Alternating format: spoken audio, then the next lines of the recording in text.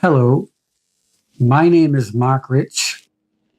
In this video, I'll give an overview of a series that will explain a unique form of oppression appearing worldwide. Although it has many names, basically it consists of persecution by a large number of citizens, advanced surveillance and communications technology, and directed energy weapons. Before I tell you what this series will include, let me briefly describe my situation. In late 2004, I realized that I was under attack. However, some of the sensations that I have since attributed to directed energy occurred when I was about 17. Furthermore, some dismal events, which I now recognize as planned tactics, started in my late teens, and this may go back even earlier. The hostilities increased when I started to sense what was happening, and they have intensified at different periods since then. What follows is a summary of my status. I receive a never-ending rotation of varying degrees and types of pain induced by directed energy weapons. These strikes leave no visible injury. I'm often hit with negative emotions, such as disgust and anger. My mind is blitzed with repulsive images. I'm exposed to a nearly constant auditory stream of the same phrases repeated in a cyclic mode. All of my personal electronic devices malfunction. The computer network operations include endless computer problems, from the hardware to the internet level. Psychological operations, insulting and threatening messages are conveyed through a variety of channels. TV and radio signals, data files, and web pages are regularly spoofed with PSYOP messages. The spoofing extends to printed material. I'm swarmed out in public by citizens who accidentally collide with me. Some have blatantly shoved, kicked, and punched me. Group setups and staged accidents. Citizens are colluding to portray me as offensive. They have also conducted staged accidents involving moving vehicles. Area and resource denial. I have been expelled from multiple places, often because citizens alerted security and police after staging a confrontation. My personal belongings are routinely sabotaged. Financial disruption and unemployment. Since October of 2011, I've been steadily homeless. I have a permanent medical injury for which I've been denied genuine medical treatment. I've been electronically isolated from my peers, friends, relatives, and society. After discovering that I was under attack, I started to research and write about this and other topics. I learned there are explanations for most of this, which can be found in papers released by governments, think tanks, defense contractors, and the military. Those documents contain the terminology that I use in my articles to explain this new war form. Some of you may be familiar with two of my books, The Hidden Evil and New World War, published in 2008 and 2011, respectively.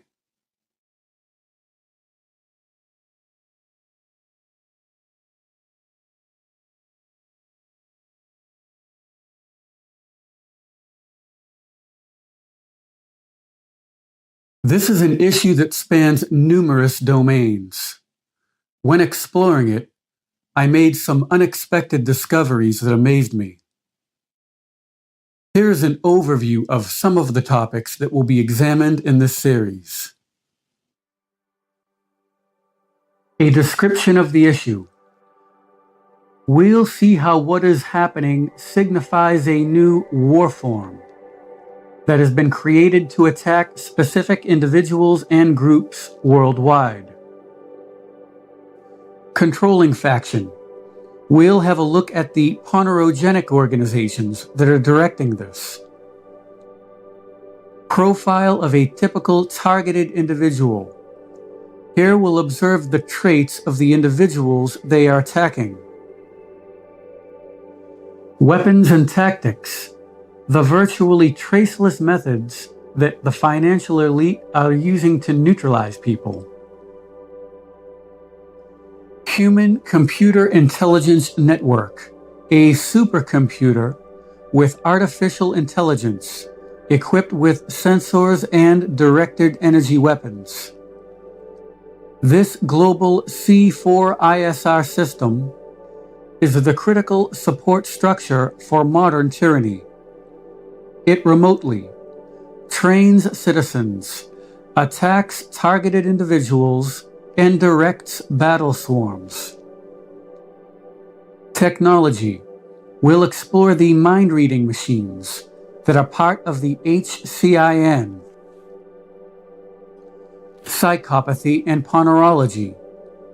In these videos, we'll learn about the psychopaths and their ponerogenic front groups. Purpose. This covert program has several uses, including installation and maintenance of a global government, negative eugenics, social control, and entertainment for influential psychopaths.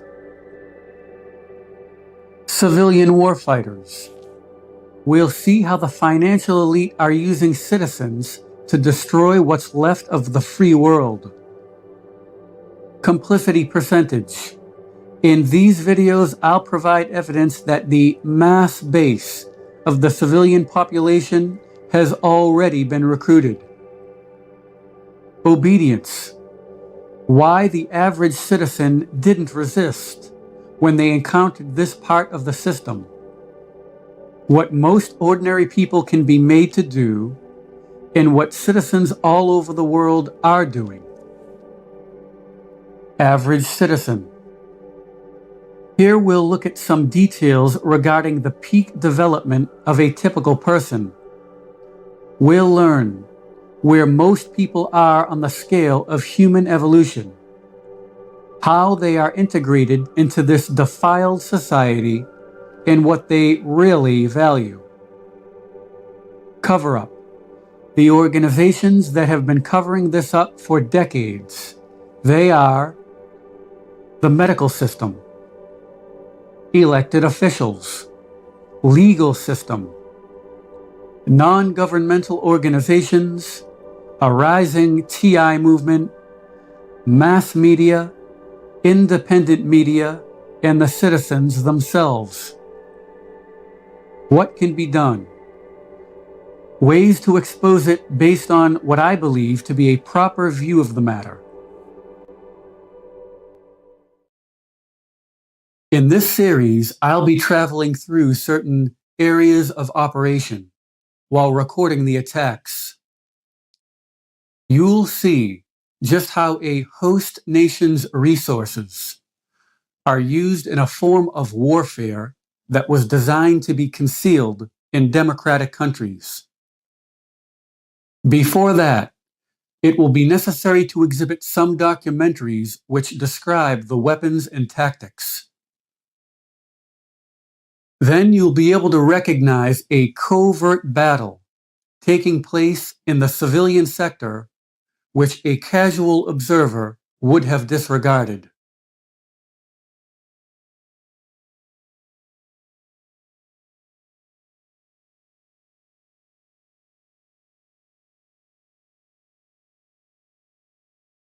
There have been periods when entire countries underwent a process of civil degeneration. Some have described it as a disease that starts at the top and eventually spreads to every single town.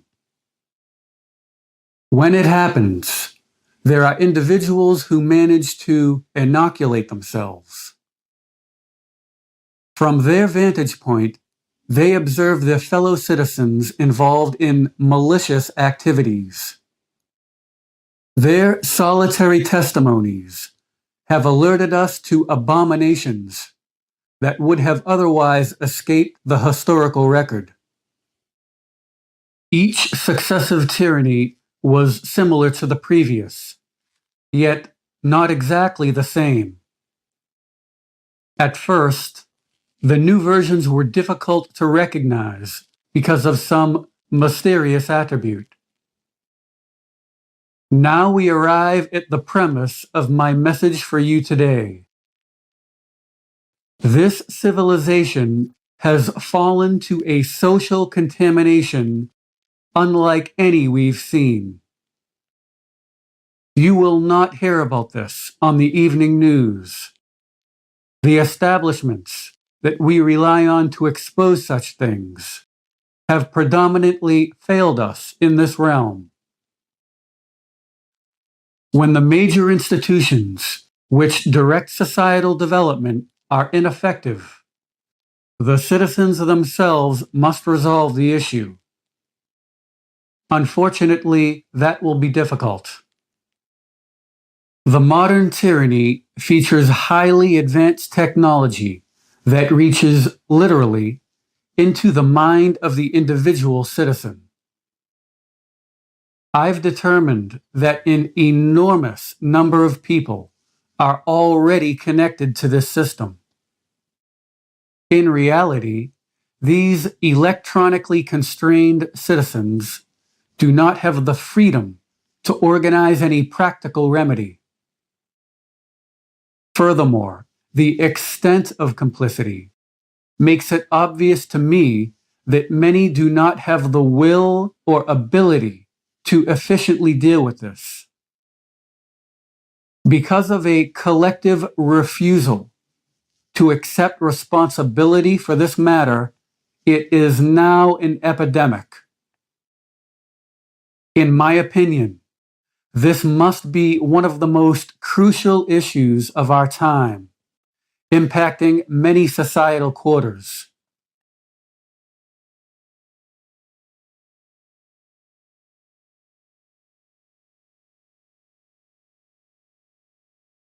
The wealthy rulers of this society have used this hidden system of terror with impunity for decades.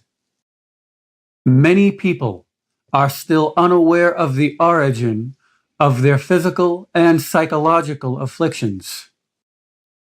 Some are being murdered with directed energy that mimics the symptoms of fatal illness. Others are ensnared in the mental health or prison systems. Those who recognize what's happening have an advantage. However, that was not always so. Previously, reports on the weapons and tactics were rare, so those under attack had no solid basis to rationally explain their case. Additionally, even though evidence resided in the behavioral sciences regarding obedience and psychopathy, it wasn't well known.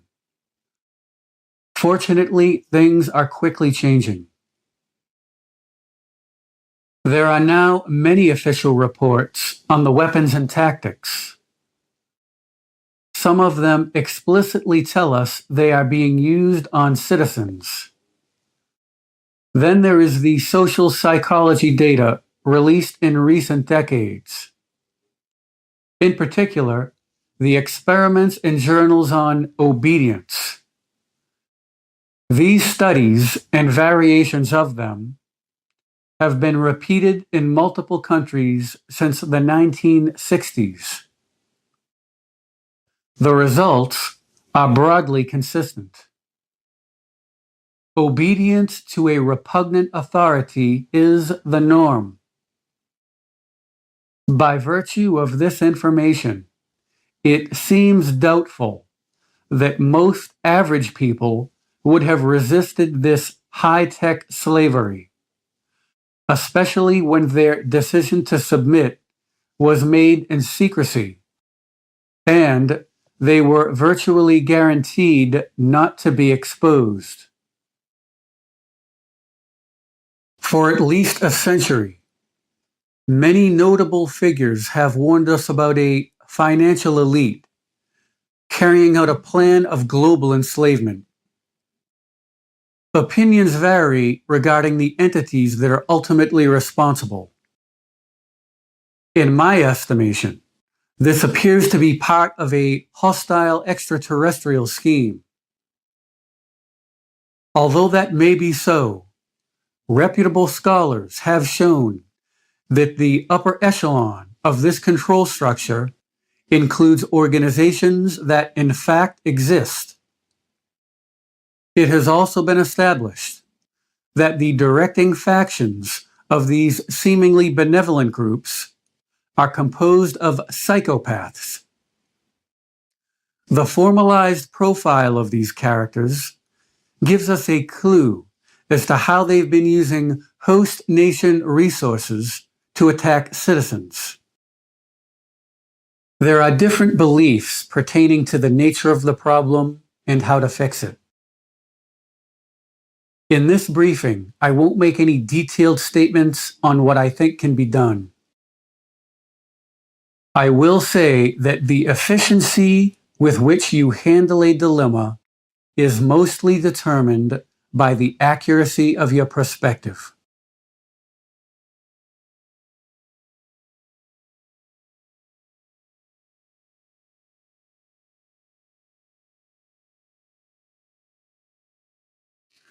Some of us are familiar with historical examples of injustice that, for one reason or another, transcended most of the minds that encountered it.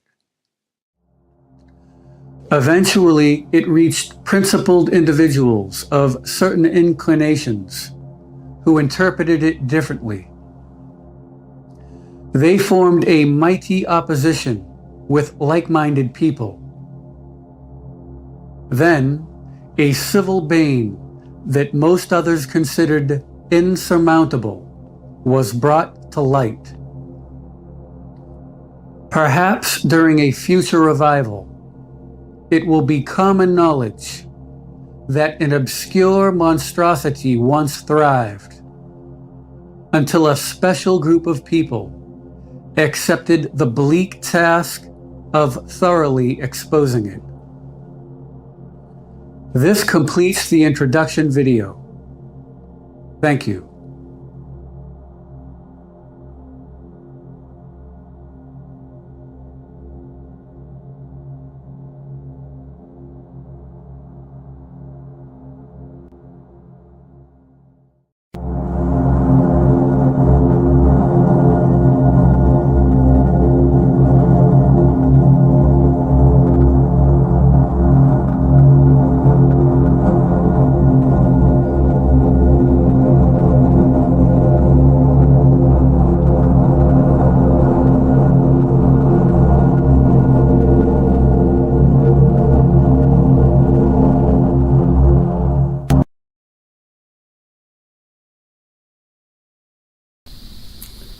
Hello, my name is Mark Rich. The purpose of this video is to provide a brief report on characteristics of the new warform before I record the street-level attacks. Originally, I intended to release documentaries on each of the core topics that would have been the basis for future videos. However, that would have taken too much time.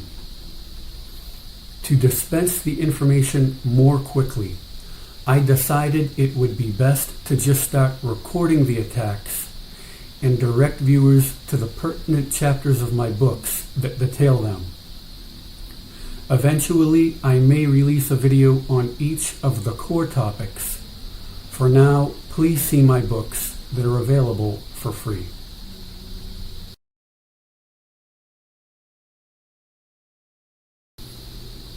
Many of us understand the salient features of the state-to-state war form that include the infliction of physical damage using armaments that may or may not be seen. Because the ruling eugenicist psychopaths are nearly finished conquering nations, that old war form is being phased out. Now they are after the individuals who may oppose them. To do this, they used the best scientific and military minds on the planet to create a revolutionary new form of war that could be silently waged in the streets of democratic nations.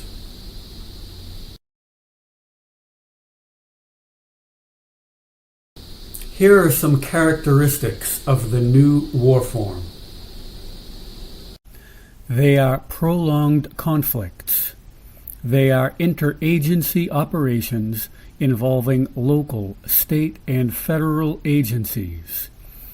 It relies heavily on the host nation's civilian and commercial resources to attack the targeted individual.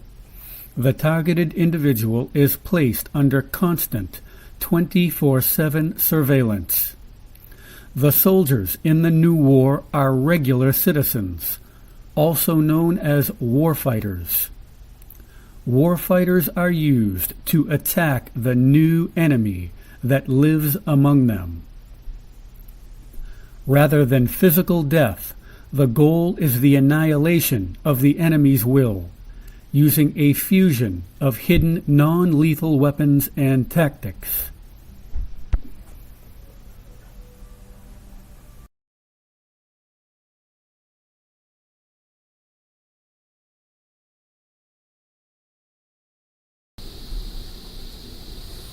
The virtually invisible, non-lethal weapons and tactics include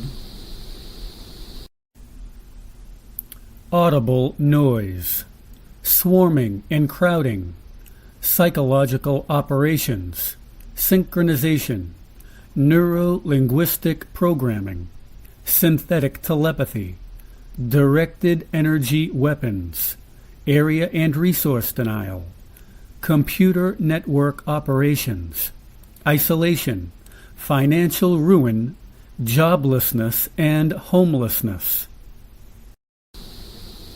These and other non-lethal weapons and tactics are used over an extended period to beat the resistor into submission, typically with no visible injury.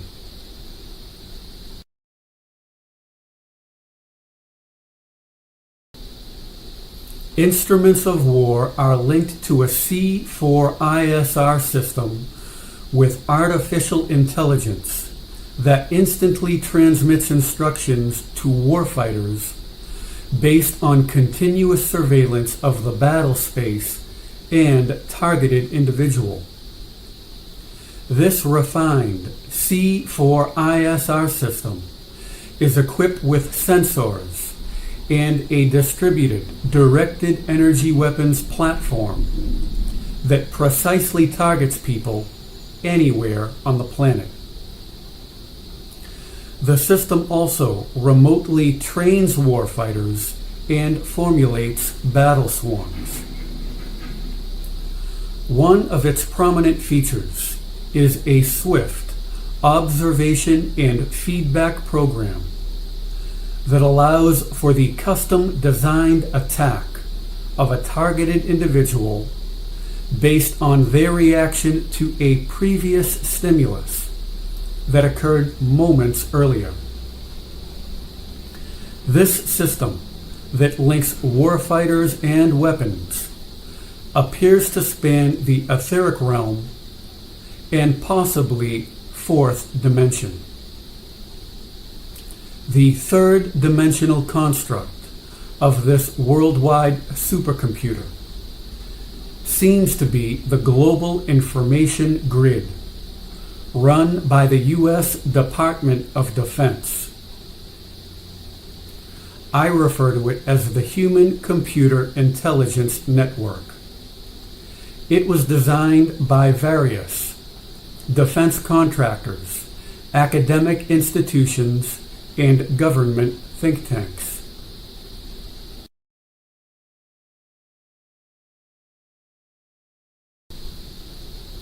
I've determined that the human agencies waging this civil war are directed by delinquent extraterrestrials. The ETs are using host nation material to neutralize those who they know can't be recruited into their nefarious scheme. I believe part of their plan includes the deliberate and wide-scale destruction of Earth's natural resources that is now underway. It also involves the enslavement and extermination of the human race. Some of you are aware of these issues.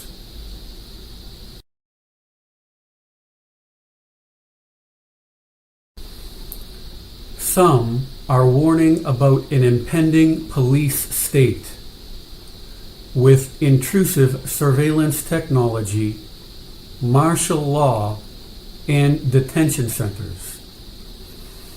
Those are viable concerns. However, the cities and towns of developed nations have already been seized.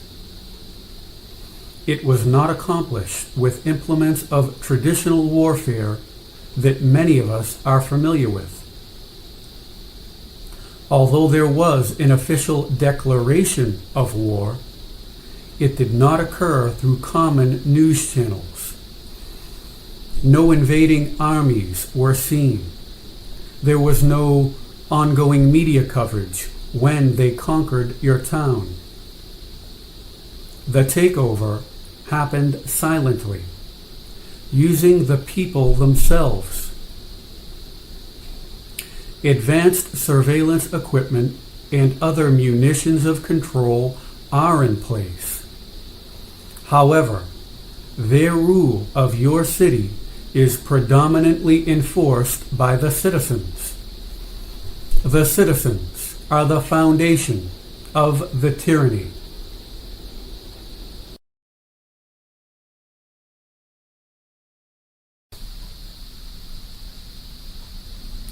For decades, the ruling psychopaths have used this secret program of terror to inflict numerous casualties with little opposition. Countless people have been neutralized. Some committed suicide. Others were murdered. Those who lashed out were processed through the prison and mental health systems. Most of those who perished or were incarcerated never knew they were under attack. Also consider the traceless directed energy weapons that can attack multiple people simultaneously. These weapons emit invisible beams of potentially lethal energy that travels at least tens of miles and passes through walls to induce cardiac arrest and cancer. How many people have already been murdered?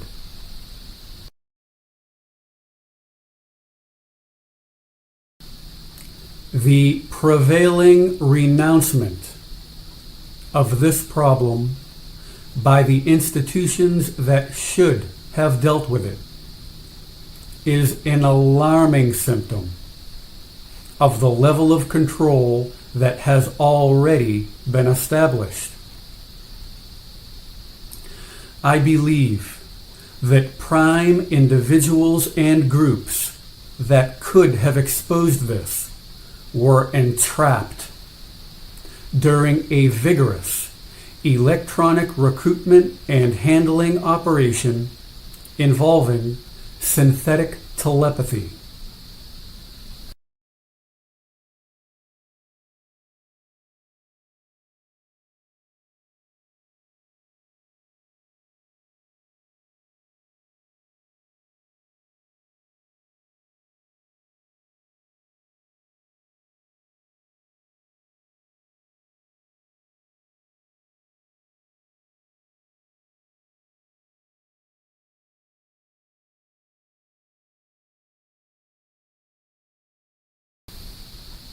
Thanks to the collective efforts of some valiant pioneers, this is being unveiled. A variety of conferences, videos, books, articles, and websites have evolved. It appears we are making a difference, and in a sense, it is no longer hidden. Soon, I'll be making further contributions.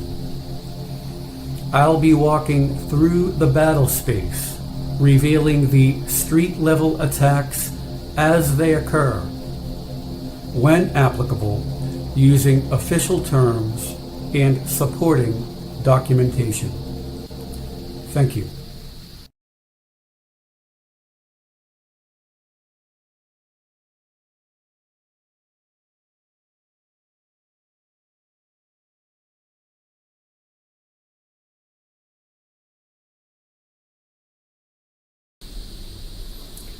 In recent decades, a virtually invisible program of terror was melded into free nations in order to extinguish particular people on the neighborhood level. The psychopathic faction overseeing this global campaign employed a multitude of think tanks and defense contractors to create a revolutionary new war form. There are different names and descriptions given to this hidden atrocity. Some include civil military operations, low-intensity conflict, fourth-generation warfare, network-centric warfare, military operations other than war, and others. This contemporary design is the result of a revolution in military affairs that itself is part of a larger societal transition. This war form brings with it a new enemy, new soldiers, new battlefield, new weapons and tactics, and new objectives. It is characterized by the abundant use of civilian and commercial resources to inflict brutal psychological trauma on select individuals. I ask that you please read the following chapters of The Hidden Evil and New World War so that my description of the street-level tactics will be understandable. For a description of these weapons and tactics, see these New World War chapters. Introduction to Non-Lethal Weapons. The New War. Introduction to Directed Energy Weapons. Miscellaneous Weapons and Tactics. Also check out the Tactics Part 1 chapter of The Hidden Evil. Read the Use of Citizen Informants chapter of New World War and the Citizens Enforce Their Rule chapter of The Hidden Evil. for evidence that a major portion of the civilian population has been recruited to enforce the rule of wealthy psychopaths. For an explanation of why the typical citizen will not resist recruitment into an abomination, read the Obedience and Motivational Factors chapters of The Hidden Evil. To find out more about how NLP functions as an adaptable uniform for the citizens, and how it is used to create phobias in the battle space, check out the Sensitivity Programs subchapter of The Hidden Evil. The tactical use of PSYOP in your neighborhood that includes the drastic modification of the environment, as well as the use of citizens to deliver products intended to mentally traumatize the TI, is described in the Psychological Operations chapter of New World War. For the cover-up, please read Volume 4 of New World War that includes chapters which illustrate how fake brain diseases are created by drug companies for profit, social control, and concealment of this global atrocity. You may also want to have a look at the Why It Remains chapter of The Hidden Evil. Some events can be best understood when you've had direct experience with them. Therefore, in addition to illustrations of admitted weapons and tactics, I'll give you my personal observations.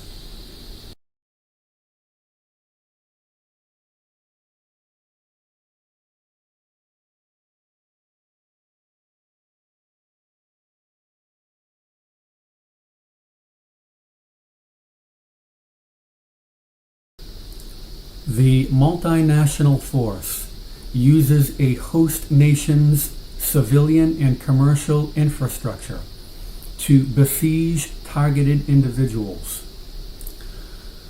Because of this, the weapons and tactics reflect events that naturally occur in civilian settings.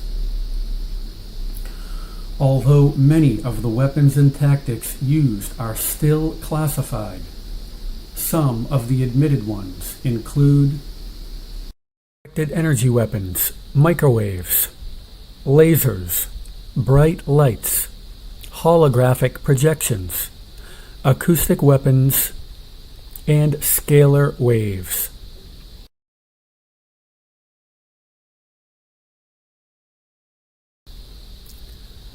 Chemical and biological, combatives, nanotechnology, malodorants, anti-material, miscellaneous weapons and tactics, swarming, physical barriers and blockades, computer network operations, defoliants and soil destabilizers, weather modification, psychological operations, neuro-linguistic programming. To maximize their effects, these weapons and tactics are used simultaneously. The ones listed here will be discussed further in the video because they are more relevant to the streets. They are psychological operations, neuro-linguistic programming, acoustic warfare, bright lights, swarming and crowding, barriers and blockades, directed energy weapons. Before describing these weapons and tactics in more detail, it will be necessary to observe the C4 ISR system that binds them.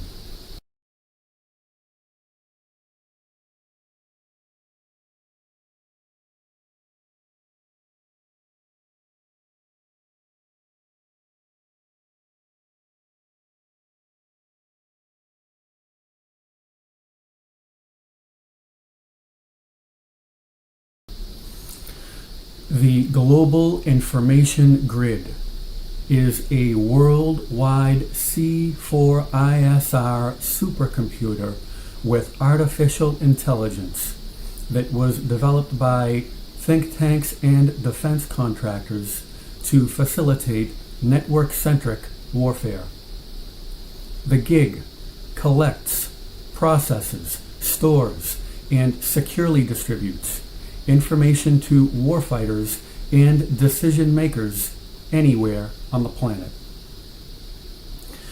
The gig is equipped with directed energy weapons and surveillance equipment. The surveillance component of the gig allows for real-time situational awareness of an area of operation. With its swarming algorithm, the gig makes possible the exact synchronization of weapons and tactics during computer-generated battle swarms. In addition, the gig connects live decision makers with warfighters. That is, living beings who monitor this campaign can, by way of the gig, reach down to an individual warfighter, that is, a citizen, and instruct them. Weapons and tactics such as neurolinguistic programming, fear potentiated startles, acoustics, that is, audible noise, crowding, psychological operations, and directed energy strikes are synchronized, often perfectly so, because of the gig. When I'm walking through the AO, this synchronization will seem amazing. For instance, right when a PSYOP product is displayed, or I'm attacked with a fear potentiated startle, there will be a horn or a siren.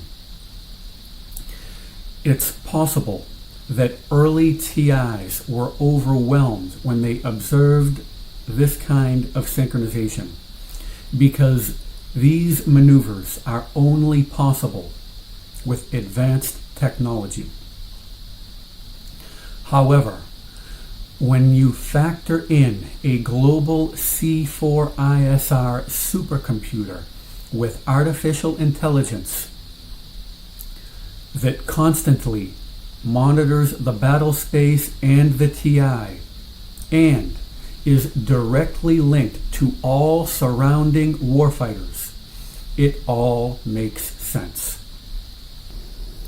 This leads us to the topic of recruitment and training.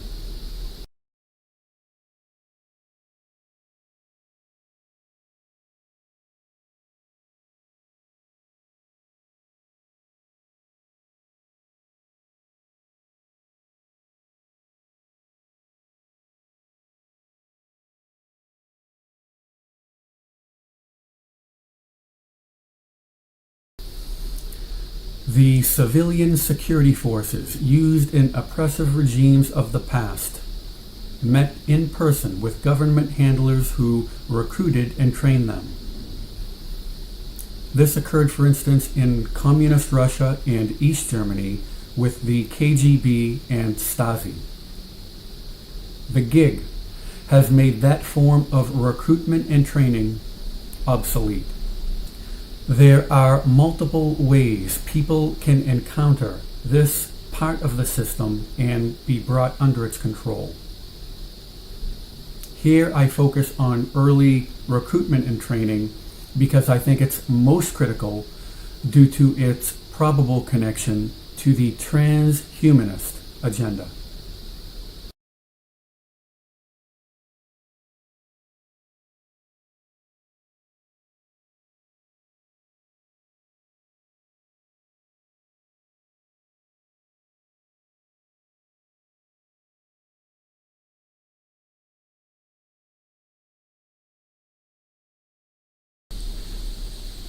Infants in carriages or held by adults often scream and cry loudly for long durations when they're near me.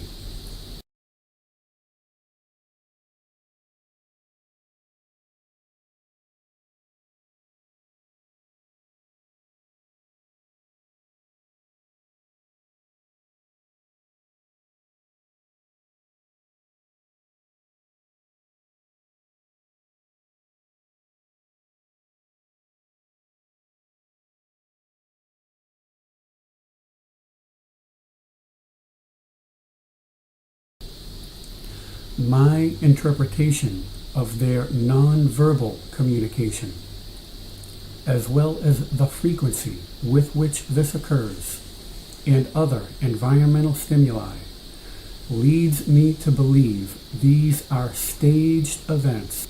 It seems the gig is establishing links to their brains while they are infants. During that time, they are allegedly instructed by an artificially intelligent training program.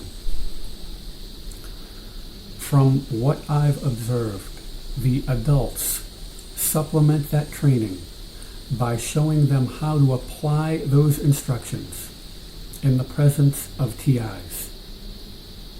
I've also noticed the parents are dressing their children as anchored nodes. That is, dressing them in a uniform worn by other brain-linked stalkers. They also use their children as billboards for PSYOP products. As soon as the toddlers can walk, and I mean right when they can stand, they are working with the adults to persecute me. This is a pattern I've seen over and over again.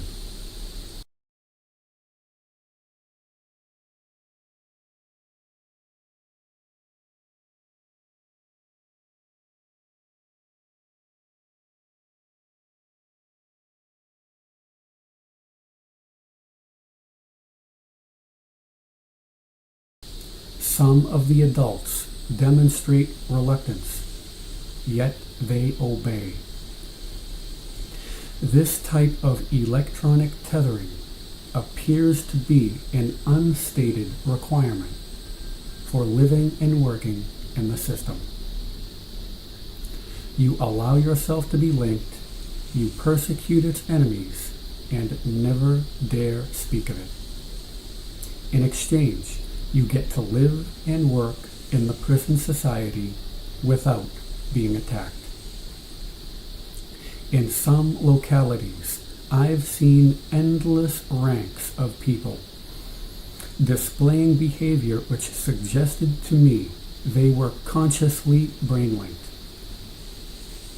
If my observations are correct, then this is not just the issue of a colossal global stalking network. Now we're talking about people being electronically shackled to the system from birth.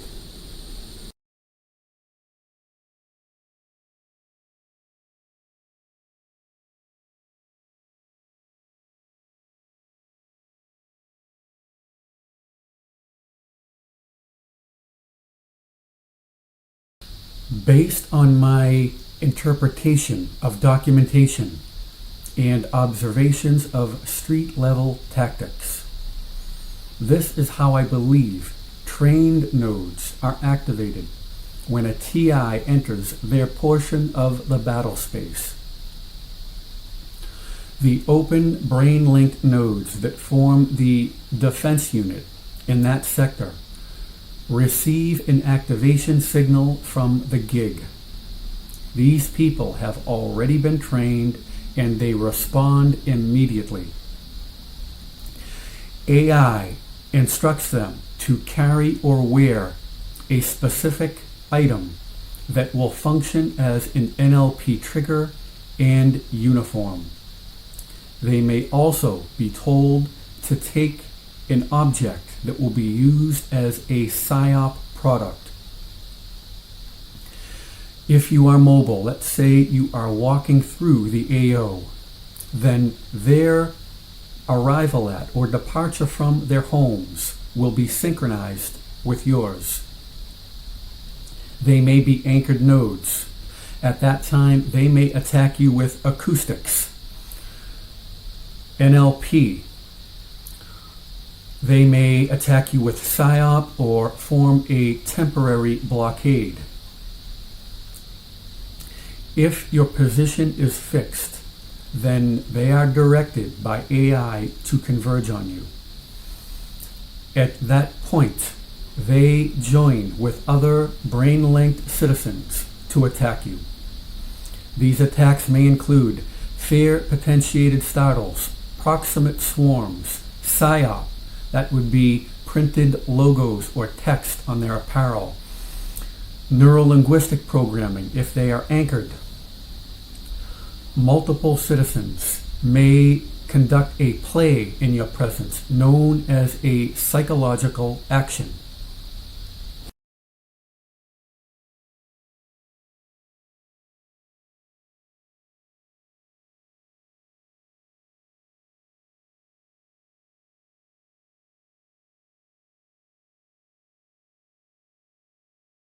Swarming occurs at a high tempo. Often, you are blitzed by one set of converging nodes after the next. They may not hit you. However, to inflict mental trauma and possibly eventual biological damage, they don't need to. The fear-potentiated startle is a mostly unconscious physiological reaction of the sympathetic nervous system to fear-inducing stimuli.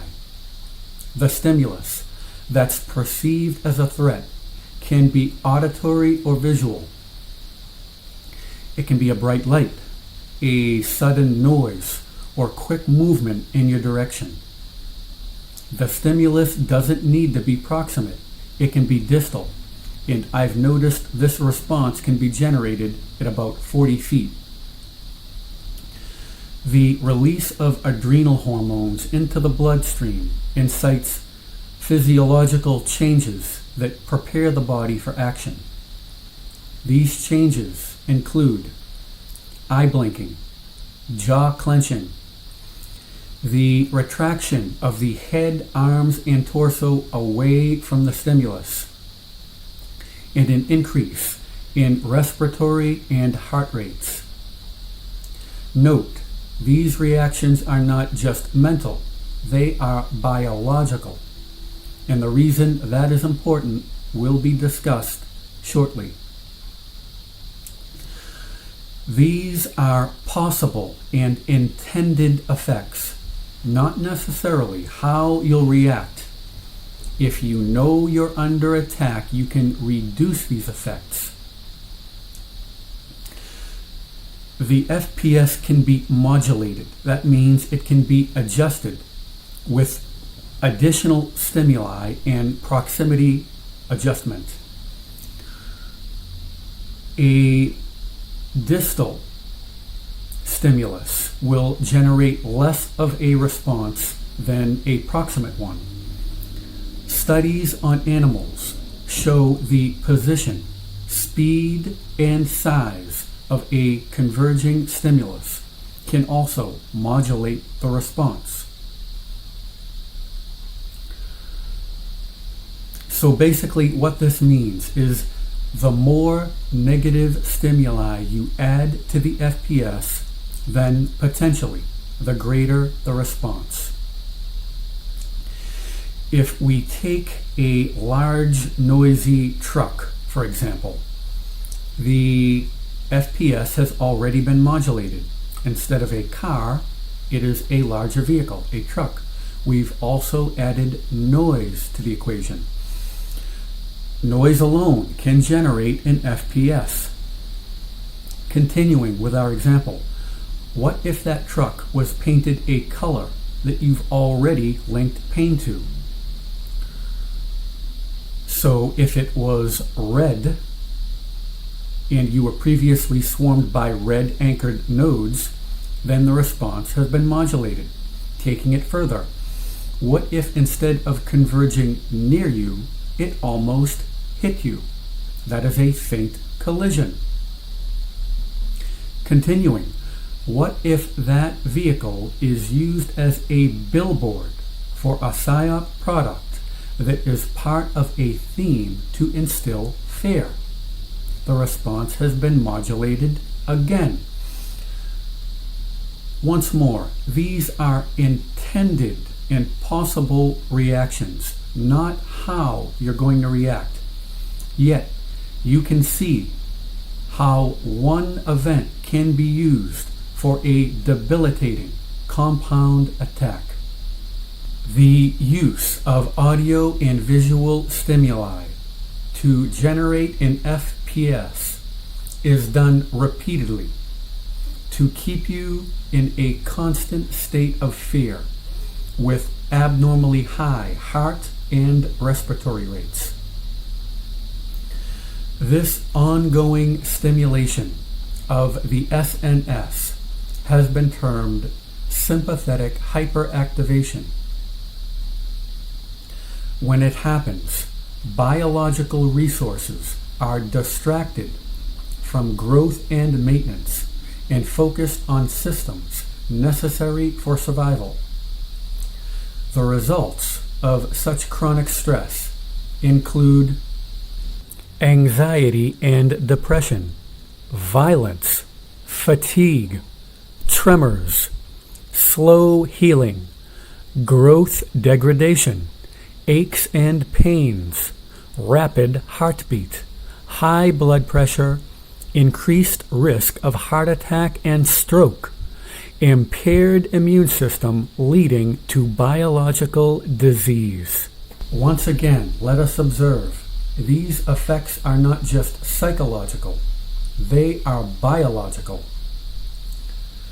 So, FPS-induced sympathetic hyperactivation can incite internal physiological changes that result in biological damage.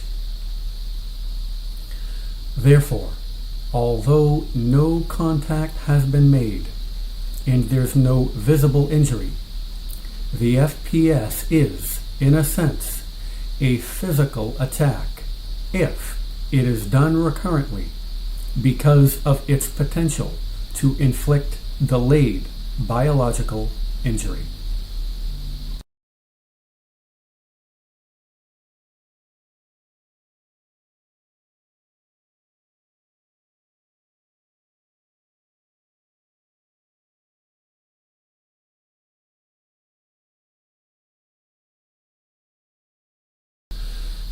The battle space has multiple levels, including the space, near space, internet, and maneuver.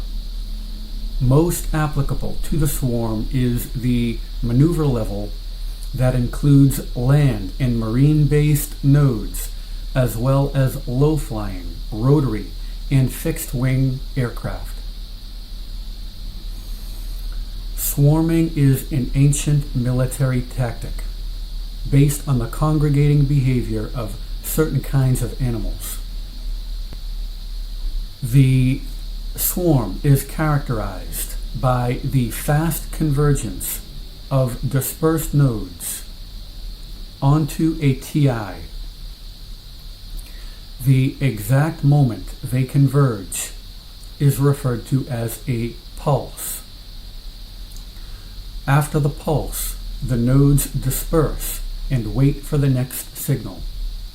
The swarm is a compound attack because during the pulse, you can be attacked with other instruments of war that include acoustics, NLP, fear-potentiated startles, and PSYOP.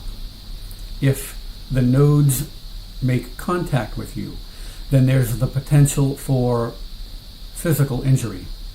A node can be an individual citizen, that is a warfighter, a group of citizens, a vehicle, boat, or aircraft.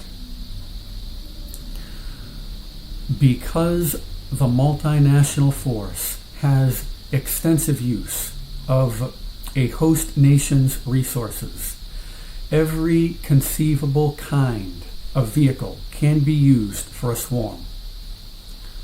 Some of the ones I've noticed include civil service vehicles such as police cars, ambulances, and fire engines, city vehicles, heavy equipment construction vehicles, metropolitan buses, small motorized carts, such as ones you'd see in park settings, civilian vehicles, commercial vehicles of all types, postal vehicles including UPS, FedEx, and U.S. Mail, taxis, helicopters and small propeller planes, boats, citizen warfighters on foot, bikes, and skateboards.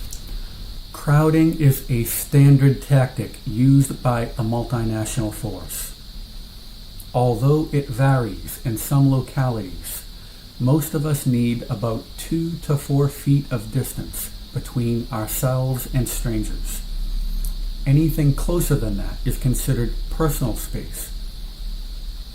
Most of us are entirely aware of this, and under normal circumstances, we're considerate enough not to invade another person's personal space.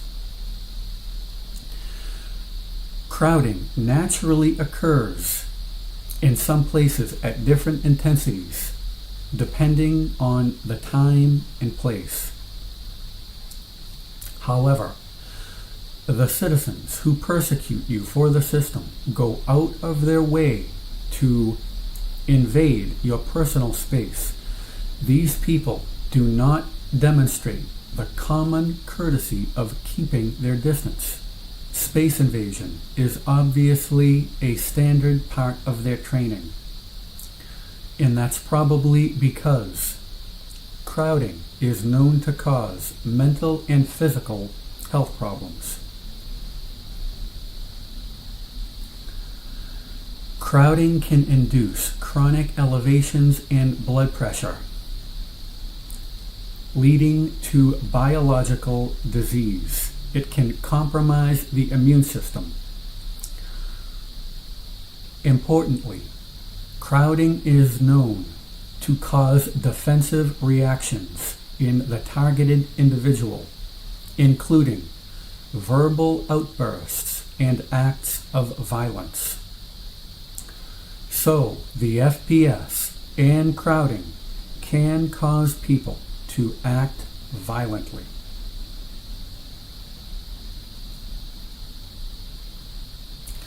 Speaking of the FPS, some environments are optimal for such attacks. For instance, you may see people running across the street toward you to avoid a vehicle. Joggers from all directions approaching inches from you. People in transit areas running at you to catch a train or bus. These things happen once in a while. Yet, those environments are often used to conceal an FPS attack. In reality, people demonstrating that behavior may be brain-linked nodes directed by the gig to run at you for the purpose of causing a stress response. Not all swarming includes crowding.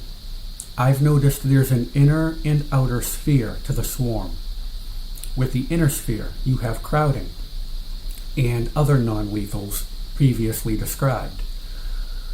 The outer sphere also exhibits activity, such as PSYOP, NLP, acoustics. Sometimes you can see distal nodes converging that will be synchronized to pulse on you at a specific point. Low-flying, fixed-wing and rotary aircraft occupy the upper maneuver level of the battle space. They're used for show of force operations in support of land and marine-based nodes. The pilots are allegedly told that they're conducting training operations when they fly their aircraft at a low altitude over your location. If your position is fixed, they may hover over you or just off to the sides. If you are mobile, they may appear above areas you travel through or follow you along your route. These aerial nodes add force to the campaign by demonstrating flagrant resolve. The idea that the conflict extends to the sky is obviously intended to shock the TI. If the aircraft is low enough, then there's an acoustic attack. So aerial nodes are used for a psychological and acoustic strike.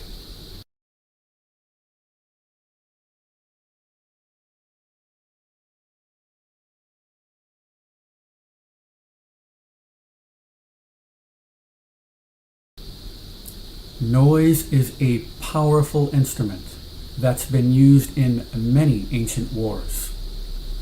It's one of the core weapons used to wallop TIs.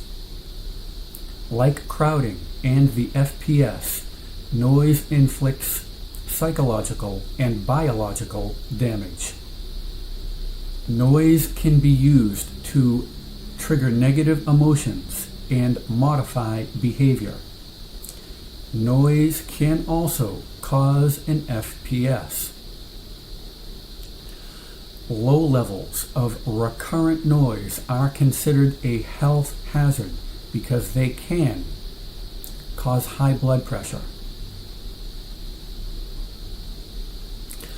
Such noise has also been known to induce aggressive behavior. Once again, there is the induction of violence. Tormenting people with excessive noise, faint collisions, and crowding can cause them to act violently.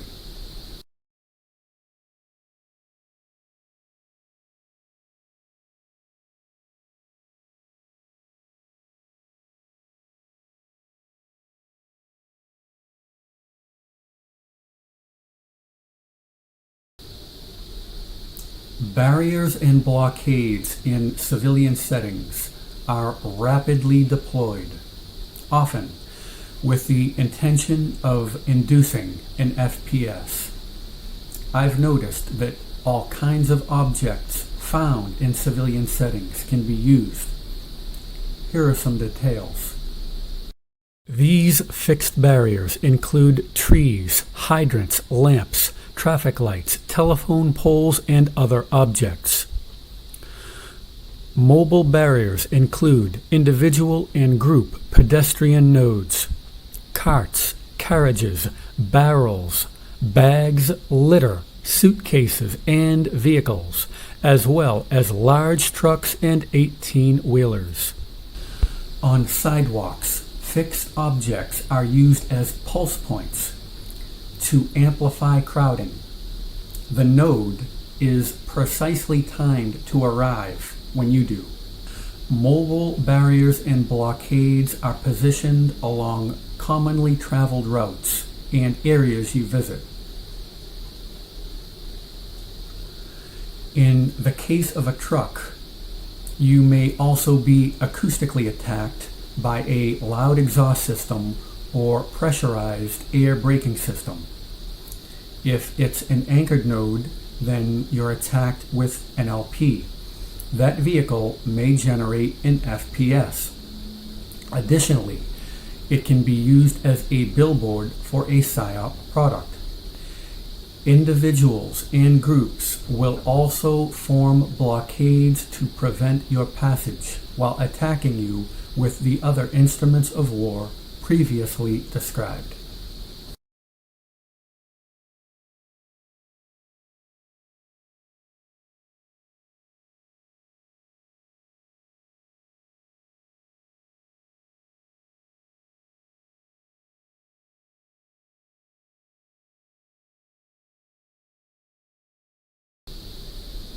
Although there are different theories on its effectiveness, neurolinguistic programming is a conditioning technique that has been known to induce quick and massive change.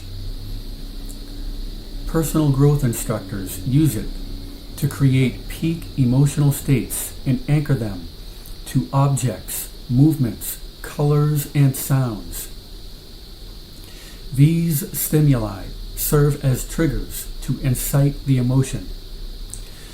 This is accomplished by creating a top emotional state, then doing something repeatedly that anchors the action to the emotion.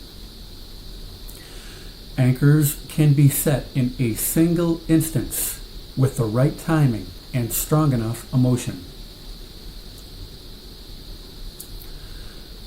Those directing this global campaign instruct their civilian warfighters via the gig to anchor fear and anxiety to common stimuli that surround the TI.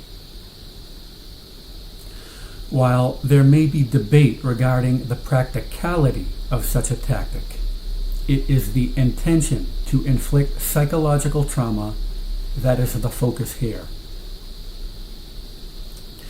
In the battle space, NLP is used for the deliberate creation of a phobia that is continually projected onto the TI by many citizens for the purpose of inflicting sustained psychological damage. The NLP trigger also functions as a tag or uniform. This amplifies what the DoD refers to as unity of effort. It makes the citizens a single fighting force. Many of us know that militaries rely on the same principle. So, the tag is a unification symbol and a presumed negative trigger. The tag can quickly change. In NLP, the process of transferring an anchor from one trigger to another is called chaining. I've noticed that chaining nodes have both tags. For instance, if the current uniform is red, that means you are surrounded by red anchored nodes. Then at one pulse point, a node generates a fear potentiated startle that incites a physiological reaction. That got your attention. You notice the person is wearing mostly red, the current uniform, with some black. The intention there is to transfer or chain the current negative trigger to a new one. The color black is now an additional trigger that, in theory, functions as a new uniform and negative trigger. I refer to the node that made the transfer as a chaining node. However, I've seen tag transfers with no chaining event. In theory, multiple objects and colors could be displayed by a single node. If you take the cell phone, for instance, that is a standard NLP trigger and tag. So let's say you are attacked by people talking on cell phones during a proximate swarm. Then you see them lingering on corners with their cell phones, actively surveilling you. They are letting you know you're being watched while displaying that tag. If those individuals are also displaying a color tag, I refer to them as double anchored nodes or double tagged nodes.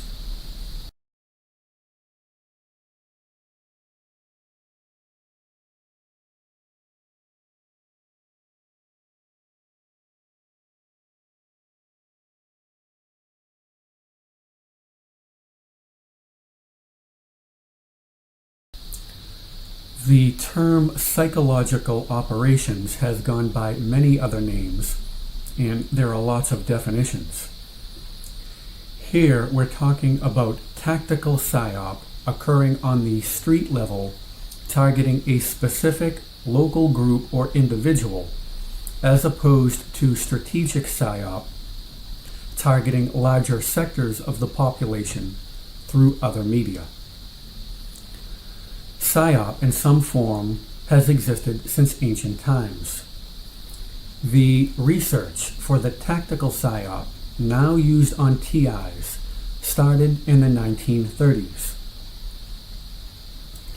The tax-exempt foundations and think tanks that would eventually conduct this research include Ford, Rockefeller, Carnegie, the Council on Foreign Relations, and Rand Corporation.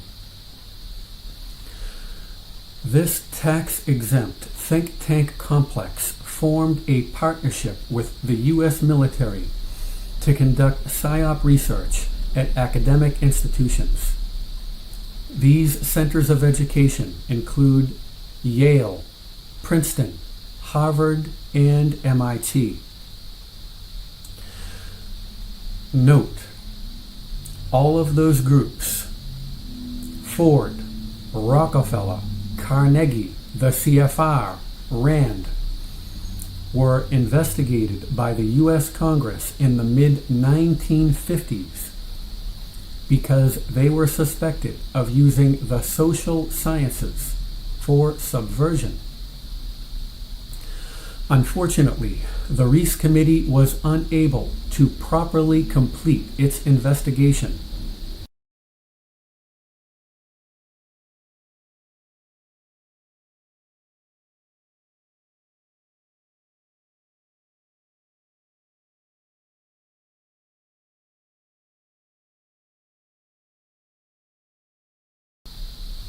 The multinational force uses PSYOP to communicate with a TI, the same way companies use audio and visual props to corral a specific audience during an advertising campaign.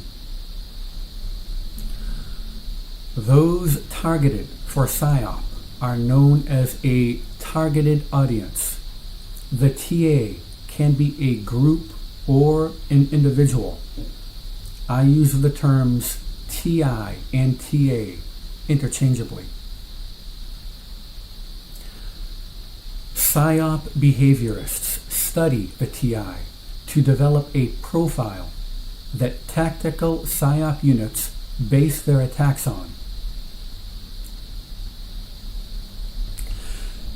Many of us know that advertisers will prepare an area with a variety of audio and visual products to communicate with a particular group.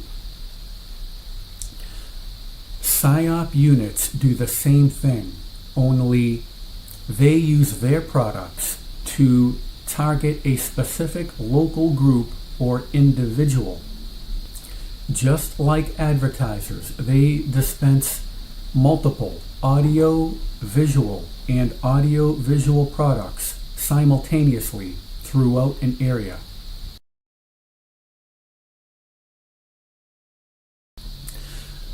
PSYOP units blend these products into the environment to immediately impact the TA while not appearing strange to an untargeted audience.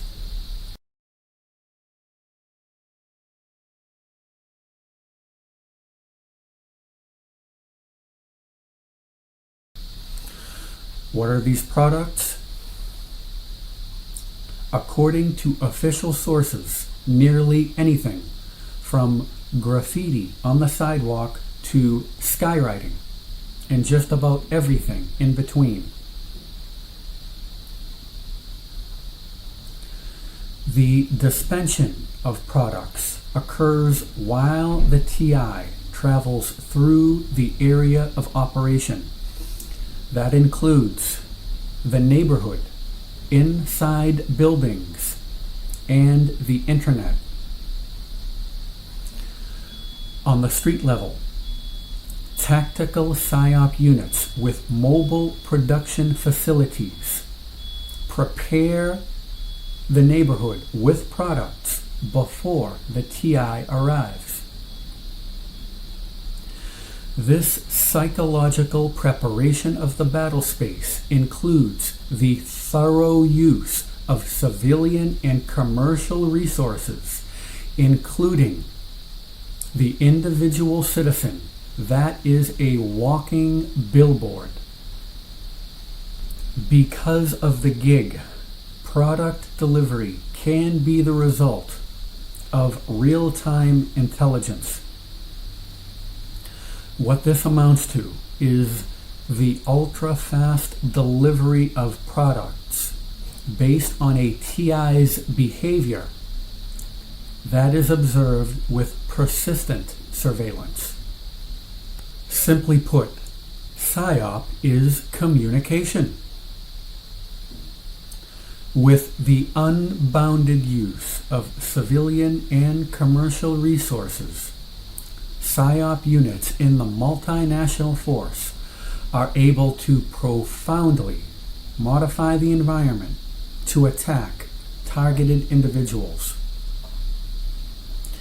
At this point, some of you may be wondering how you can distinguish schizophrenia spectrum disorders from multinational force attacks. The answer is amazingly simple.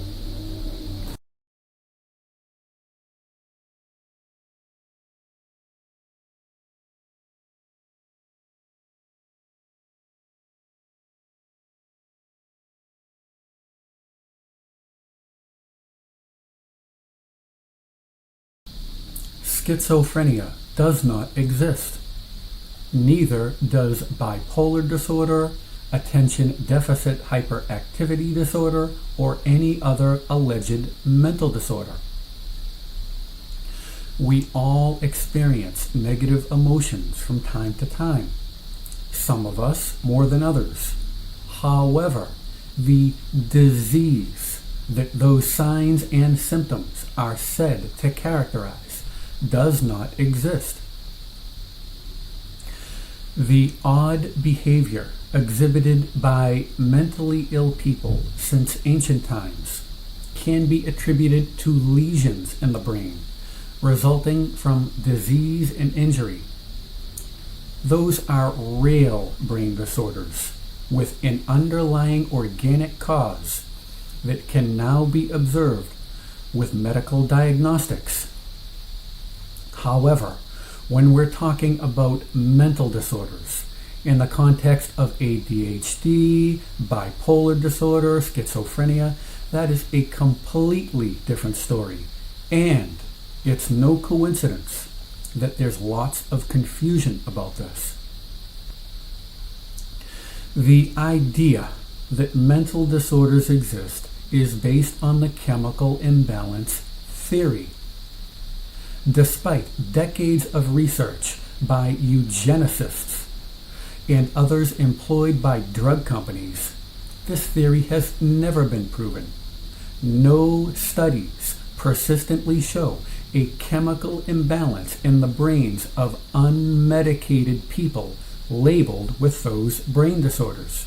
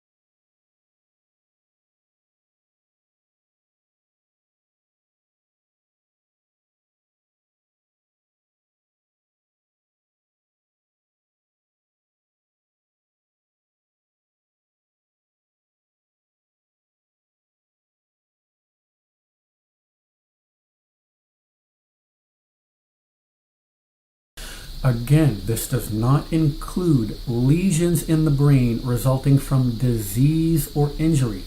We're talking about mental disorders like schizophrenia and ADHD. Not only has the chemical imbalance theory never been proven, the opposite is true. Studies show that neuroleptics and psychostimulants cause brain damage.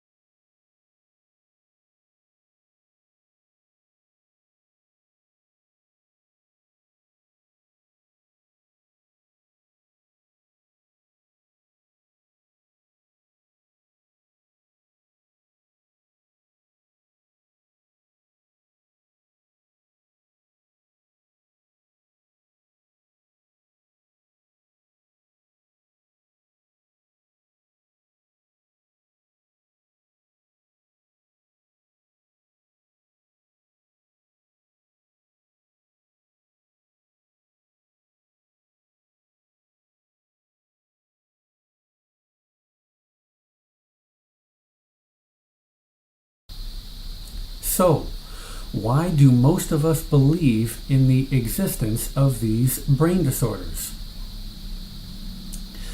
The reason is drug companies run the medical system. It is their medical system. You may ask, what about all of those books written on schizophrenia and ADHD? Or the experts in the patient advocacy groups and professional societies? Or the diagnostic manuals put out by the APA? Or how about those awareness-raising campaigns conducted by the National Institute of Mental Health? Mental disorders have to exist because they tell us so. And they can't all be mistaken, right? There is no mistake. Those groups are all drug company fronts. They are funded by and run by drug companies. Their leadership factions are held by psychopaths who know that schizophrenia and ADHD are complete medical frauds. In reality, those groups are all part of one big psychopathic complex. The disease model is very important to that complex for the following reasons.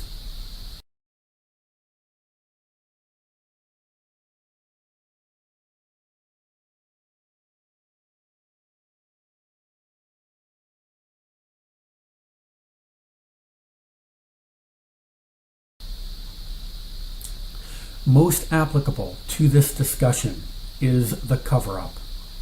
For decades, the disease model effectively cloaked attacks by the multinational force against targeted individuals. The industry's literature tells us that those afflicted by such brain diseases are suffering paranoid delusions.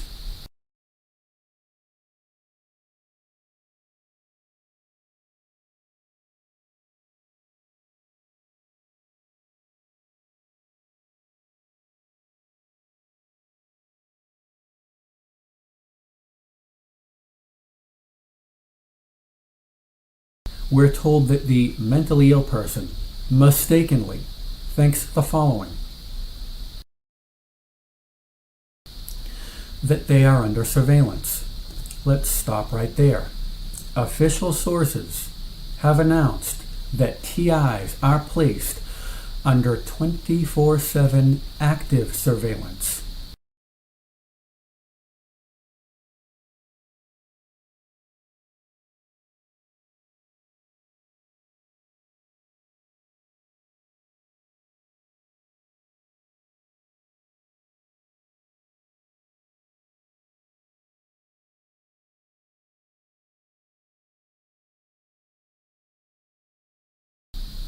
active, meaning notably intrusive to the point where it is repeatedly communicated to them that they are being watched.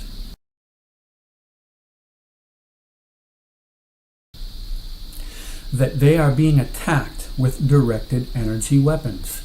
Directed energy weapons are considered a non-lethal weapon by the Department of Defense to be used on citizens.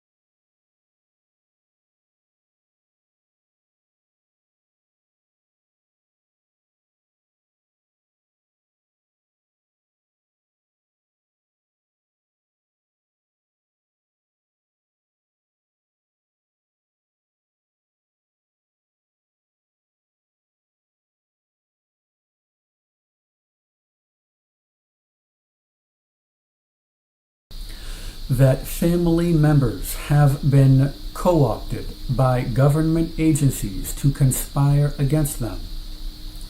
This happened in the United States during COINTELPRO.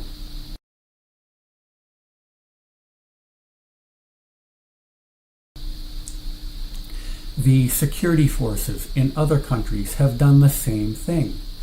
Friends and family members are coerced into cooperating in bogus, never-ending investigations for the purpose of generating pressure on the TI. That citizens are persecuting them. This already happened in the United States as far back as 1917.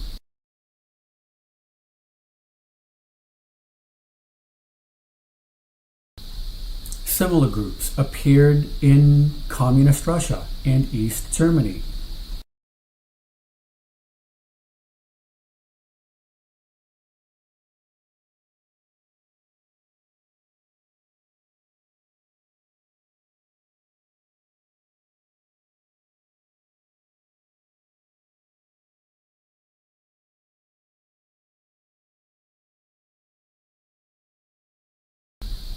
That TV and radio signals are transmitting personal messages to them. As part of PSYOP, radio and TV signals are being spoofed to communicate with the TI. In several of its non-lethal weapon reports, the Council on Foreign Relations stated that a TI's radio and TV signals would be intercepted and modified.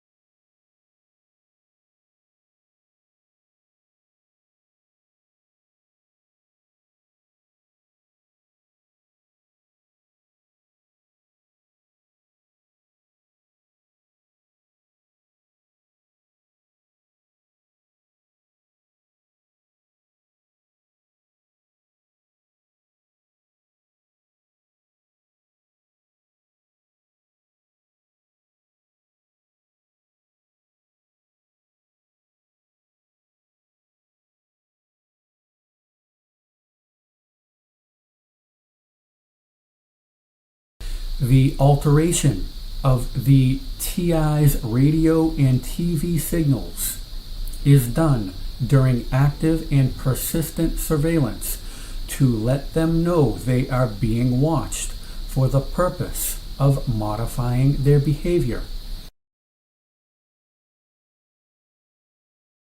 That government agencies are plotting to drive them insane. Once again, this happened already in the United States during COINTELPRO. The same thing occurred in communist East Germany during Zersettsung.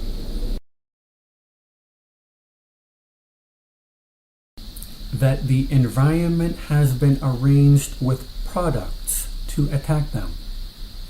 Does that sound familiar? If you've read the chapter on PSYOP and the cover-up, you may know about this. This is standard psychological preparation of the environment that is part of PSYOP. In order to communicate with the TI, you must greatly modify their environment using all possible channels.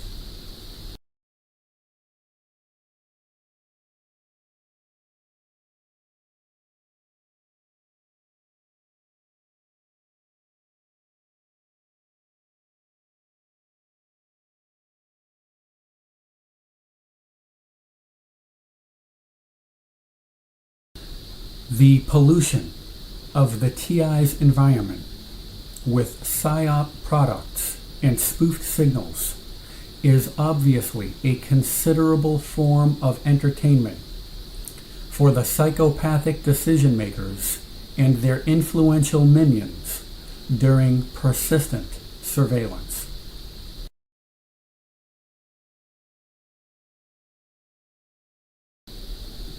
Because we live in an ostensibly democratic society, the wealthy psychopaths who run it can't imprison people without a reason. These fake brain disorders allow them to bypass legal procedures and forcefully medicate or imprison people against their will.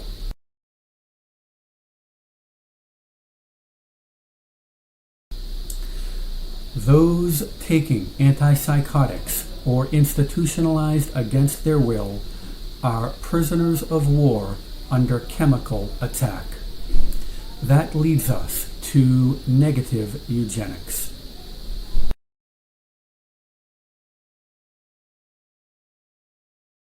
In my book, Invisible Eugenics, I provide evidence that the psychostimulants and neuroleptics are, in reality, psychiatric chemical weapons allowing for chemical segregation and soft kill population control.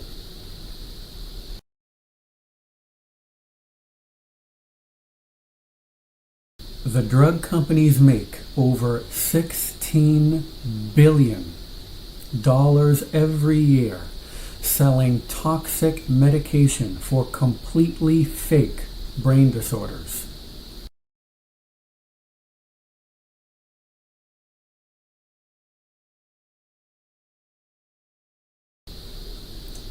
This does not include all of the rest of the profit from medication and vaccine sales worldwide that total over $1 trillion.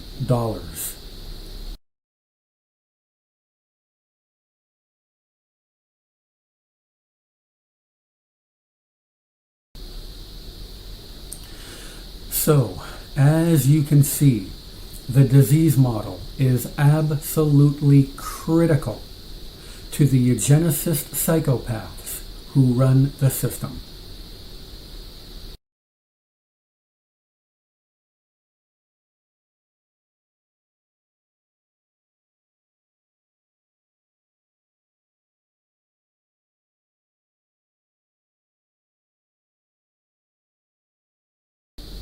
When considering a possible hostility, it's not a question of whether it is schizophrenia, a natural event, or an MNF attack. Schizophrenia is not truly part of the equation. With the dismissal of the fake brain disease, our appraisal is much easier.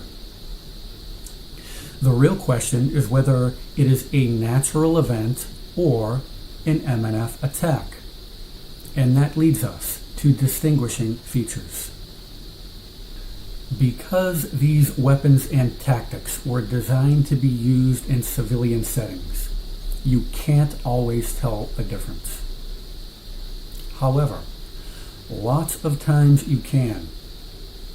The attributes that distinguish these engineered events from normal ones include frequency, intensity, duration, tag, hour and location, and a binding principle that incorporates all weapons and tactics by way of the gig, synchronization.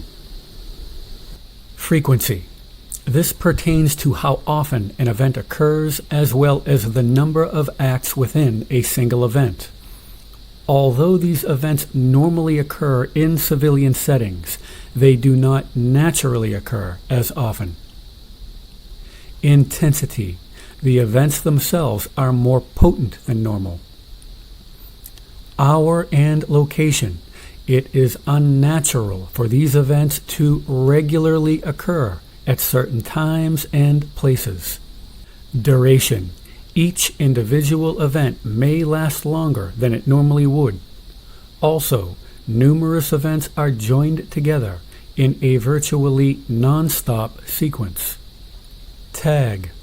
The citizens who are complicit in the persecution often display the same uniform, which identifies them as part of a civil military force. Synchronization. Because the citizens are linked to the gig, the events are combined and precisely timed to occur at specific moments.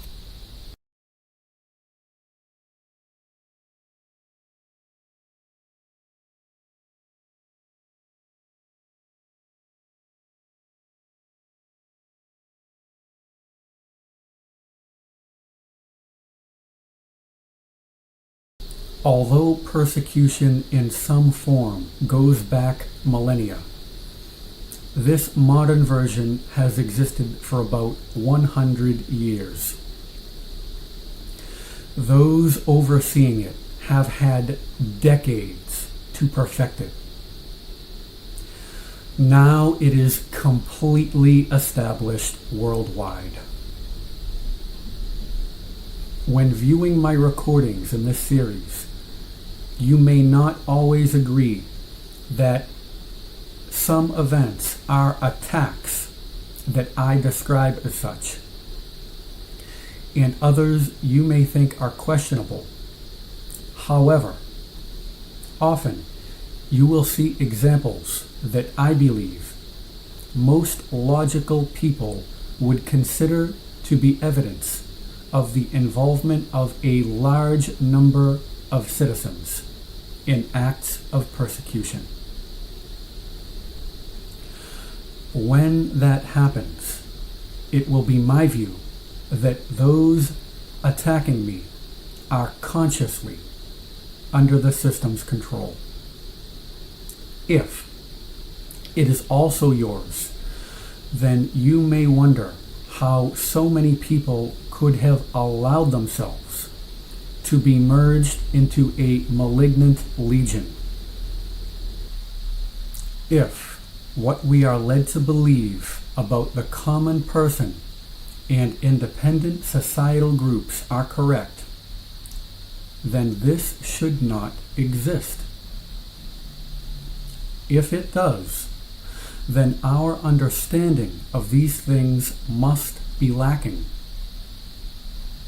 I detect at least two myths that would counteract the reality of what you see. The first is that the autonomous groups spanning many societal areas that should have sounded the alarm while this was being set up are truly independent and free to report all critical news. The next is that the average person functions on a reasonably high level of personal development and has cultivated a refined set of moral standards that are regularly practiced, which would have compelled them to vigorously oppose recruitment into a destructive machine. My research and direct experience leads me to conclude that these beliefs are utterly false. With that said, when you see a great amount of people, including those who are considered the pillars of society, casually involved in acts of ruthless persecution, remember, you are witnessing the advanced stage of a social infection.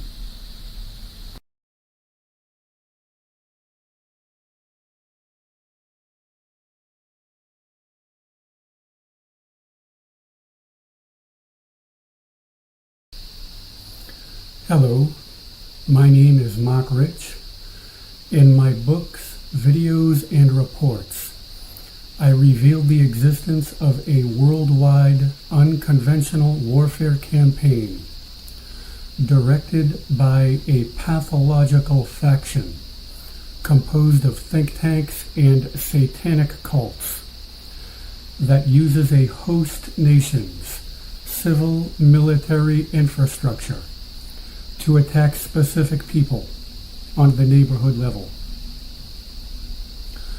The purpose of this report is to highlight the immaturity of the psychopath for a better understanding of some rather ambiguous attack motives. Psychopaths are among those with primitive integration structure. They are characterized by a stable integration at a low level, and their activities noticeably reflect primitive impulses. Intellectual activity is subordinated to lower level impulses. That means psychopaths are comfortably and efficiently lodged on a rudimentary level of personal evolution. Although they are intellectually similar to normal people, their intelligence is guided by an undeveloped mind. Psychopathic hereditary endowment causes a non-developmental or underdeveloped primary integration. Primary integration, also known as primitive integration, is the lowest level of personal development according to positive disintegration theory. It's important to understand this is only a description of the psychopath's developmental maturity level, not intelligence.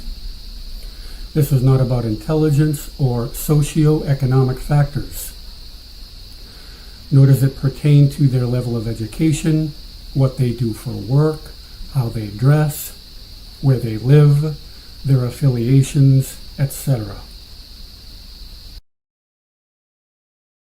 Positive disintegration theory observes a distinction between intelligence and the mind that uses it. The disposing and directing center in a psychopathic individual is integrated at a low level. The psychopath is not subject to the process of multi-level disintegration. All his activities are strictly subordinated to impulsive dynamics at a low level. Here, positive disintegration literature refers to the mind using the intelligence as the disposing and directing center.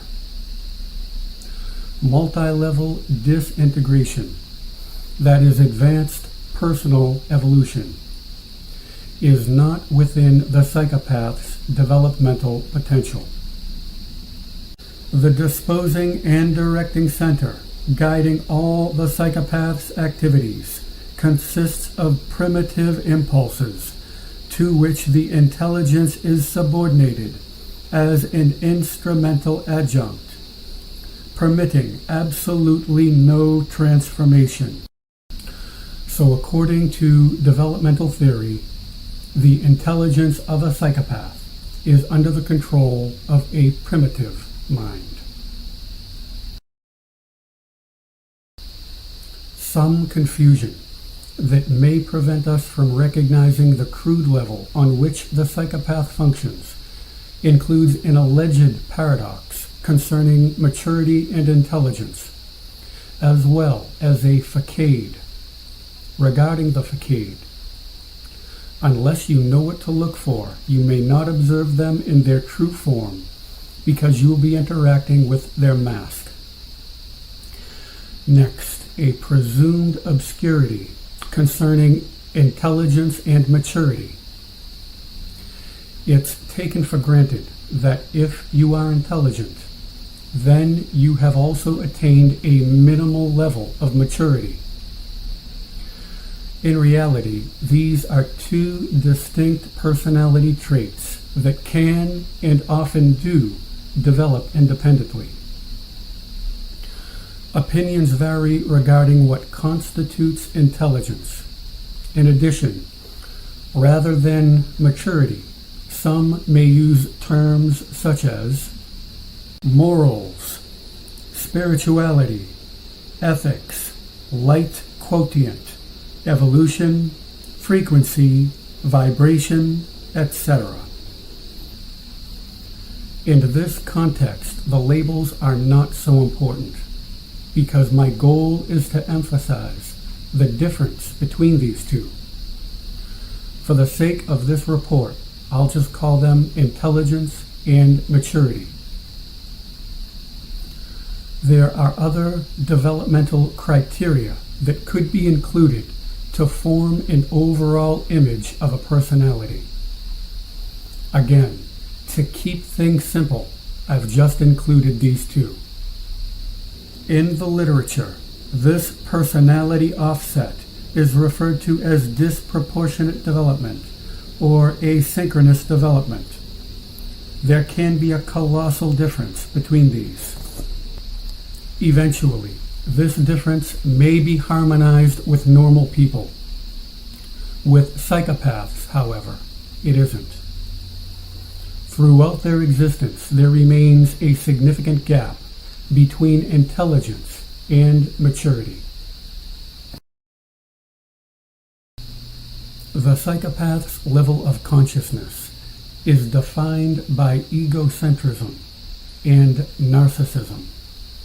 The psychopath is always distinguished by egocentricity. In this segment, I'll present some developmental graphs to help us understand exactly where the psychopaths are on the scale of spiritual evolution.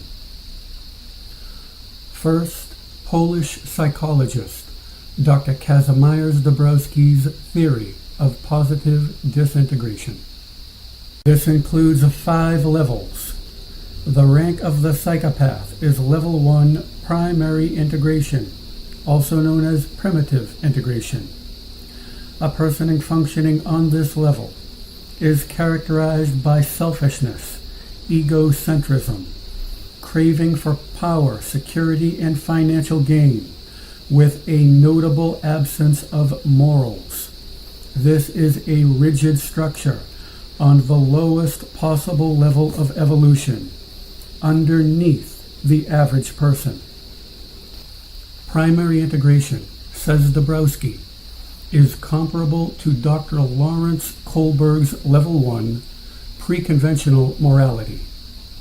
Kohlberg's graph of moral development includes several levels, each with 2 stages. Our concern here is the station of the psychopath. That is level 1, pre-conventional morality. Although this is mostly a temporary stage for children between the ages of 4 and 10, it is also occupied by some adults, especially psychopaths. Level 1 is characterized by egocentricity. Next up, Swiss psychologist Dr. Jean Piaget's theory of cognitive development. Dr. Piaget's graph includes 4 stages. Here we focus on the grade of the psychopath that, based on previous illustrations, would be the pre-operational and concrete operational stages, spanning ages 2 to 11 years. This level is defined by egocentricity. In his book, Truth vs. Falsehood, internationally recognized spiritual teacher Dr. David Hawkins informs us that all psychopaths function below 200 and some between 35 and 80 on his map of consciousness. Dr. Hawkins regards this as a primitive animal level of evolution that is occupied by people who are hateful, vengeful, antagonistic, fearful, despising, miserable, destructive, and evil. So, psychologically speaking, how old are psychopaths? According to Dabrowski, they are in primary integration that parallels Kohlberg's level 1 pre-conventional morality. This primary level 1 phase, I've determined, corresponds to Piaget's pre-operational and concrete operational stages. This shockingly primitive level of personal evolution is normally a transitory stage for toddlers and young children from about 2 to 10 years old. The psychopath, it appears, is permanently consigned to this level.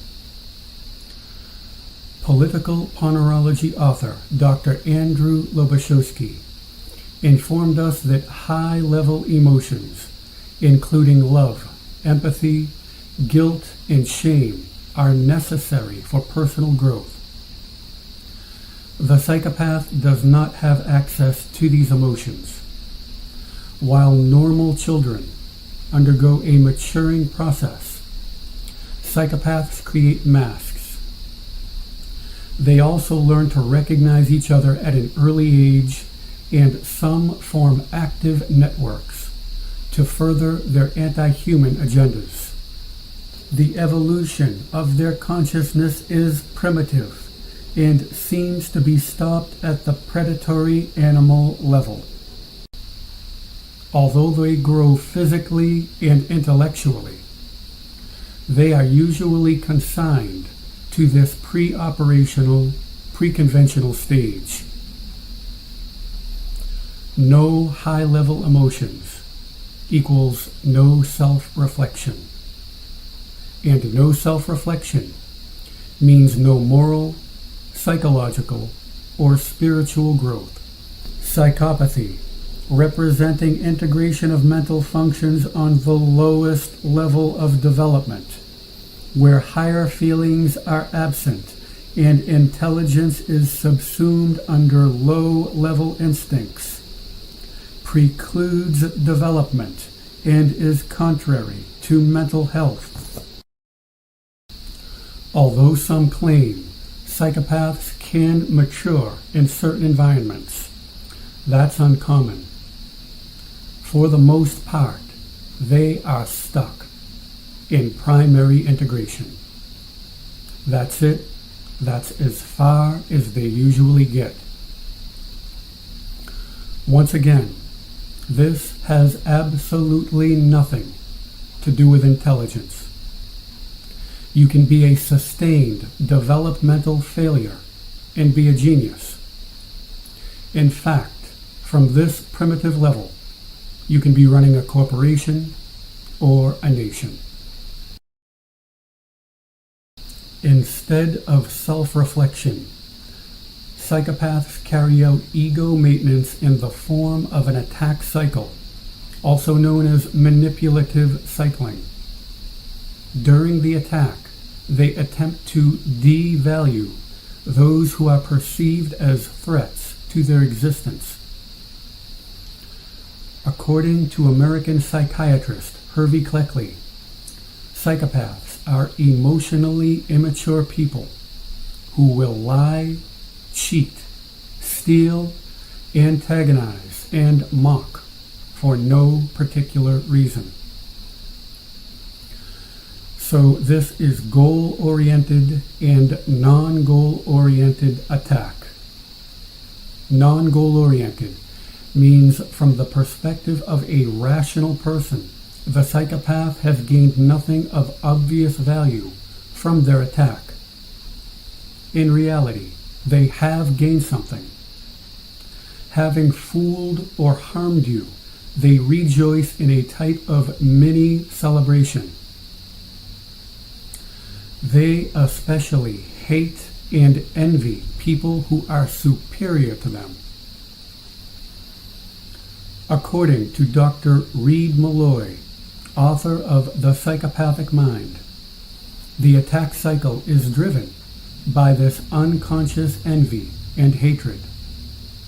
Psychopaths receive gratification of sadistic impulses through intentional infliction of emotional or physical pain upon others. Psychopathic individuals are paradigms of this hatred of goodness. The manipulative cycle both enhances his narcissism and protects his vulnerability. It seems the attack cycle is a defense mechanism for narcissists who have not matured. Others have arrived at the same conclusion. A leading theory of the genesis of pathological narcissism is that it is a defense phenomenon, since almost all young children demonstrate a formidable array of narcissistic characteristics. It is thought that narcissism is something we basically grow out of in the course of normal development. We may think of evil then as a kind of immaturity. Once again, you will not notice them unless you know what to look for, because you will be interacting with their mask. This facade requires lots of energy.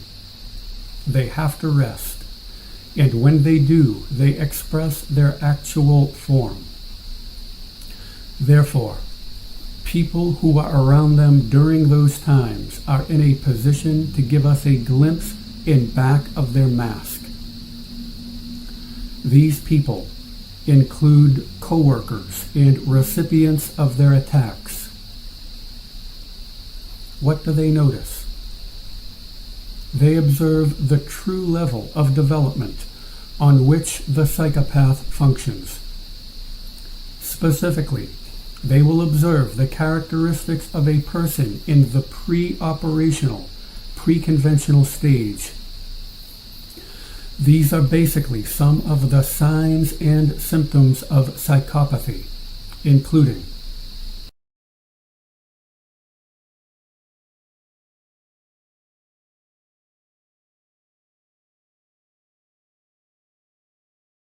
regardless of their social, financial, educational, or intellectual status. Developmentally speaking, the psychopath is permanently consigned to a primitive level of personal evolution, typically occupied by toddlers and young children. In my books and reports, I described that these global civil-military operations are orchestrated by a host nation's military federal infrastructure that employs local civilian and commercial resources. Domestically, this composite is referred to as the interagency. Worldwide, it's called the multinational force. I've determined that the decision-making faction of this pathological, satanic, Freemasonic entity consists of think tanks, including the Council on Foreign Relations, Bilderberg Group, Trilateral Commission, and great tax-exempt foundations that are interlocked at the top with high-level satanic cults, including the Order of Skull and Bones and Bohemian Grove. Because of the global information grid that includes automated decision-making tools and advanced technology that places decision-makers in the battle space, the separate factions composing the multinational force are able to achieve something called unity of action. In my opinion, the decision-makers observing the battle space and TI can interject at any time during constant surveillance. Yet, it appears the command of this global civil military force is primarily directed by artificial intelligence that is part of the global information grid. Although we can find the official purpose for this new war form in think tank and military literature, it seems to me there's another major reason.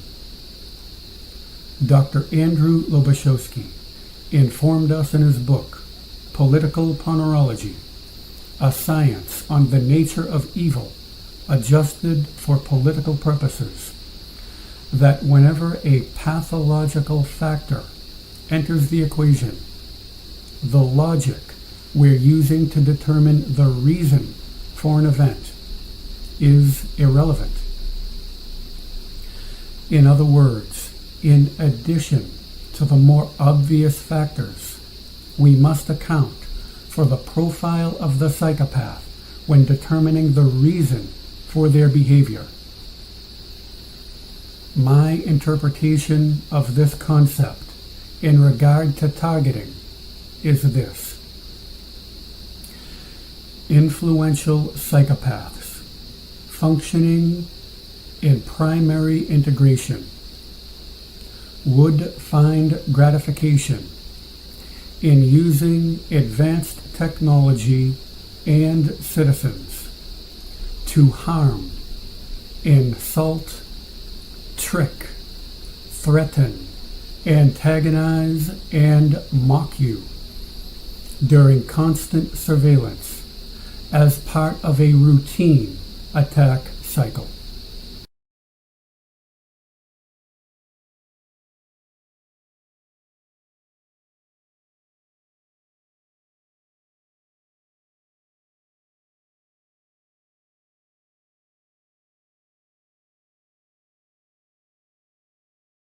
Hello, my name is Mark Rich.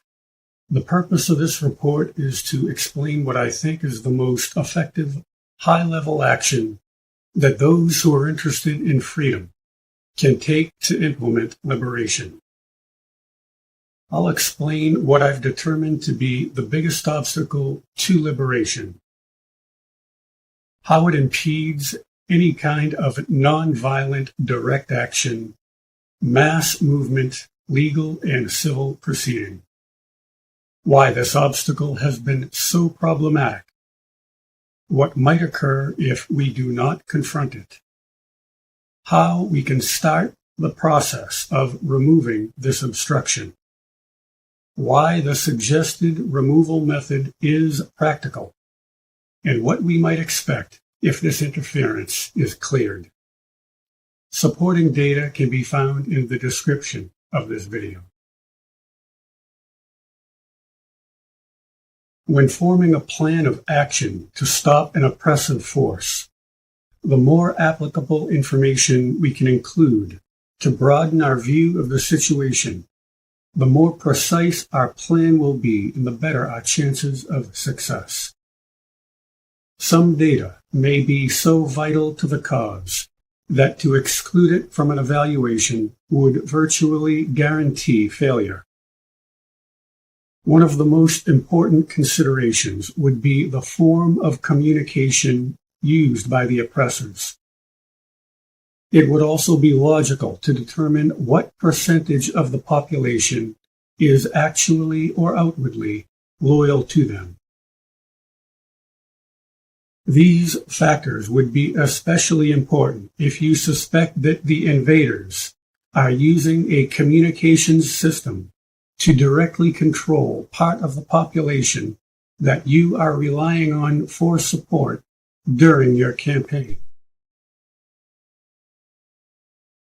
In previous reports and documentaries, I described a radically high-tech, AI-driven C4ISR system, the Global Information Grid. I've learned that in addition to coordinating worldwide civil-military operations that target specific groups and individuals, this mechanism is the basis of their tyranny. Despite claims that the plot to wirelessly link human brains to a computer is decades away, I'm certain that many people are already brain-linked to an intelligent supercomputer. I've found that citizens from all walks of life are knowingly under AI control, including many decent people who are forced into acts of brutal persecution. I've also observed some influential people being used to promote various destructive agendas, sometimes obviously against their free will. If you've been trying to resolve an alarming societal problem and wonder why more people haven't spoken out about it, or why specialists who must have detected the danger have not alerted the public, this system may be holding them in check. Likewise, if some of your colleagues have suddenly adopted a bizarre posture on a crucial issue that you previously agreed on, then you may want to consider the possibility that they were visited by this artificial life form and brought under its control. This system of stealth coercion and communication is their ace in the hole that they can use basically anywhere at any time to privately communicate with an individual and compel them to adopt a certain view. Surely this type of secret correspondence will detrimentally affect resistance initiatives from tactical to strategic. I think that many of those in key positions who would be called on during a pivotal act of disobedience have already been compromised.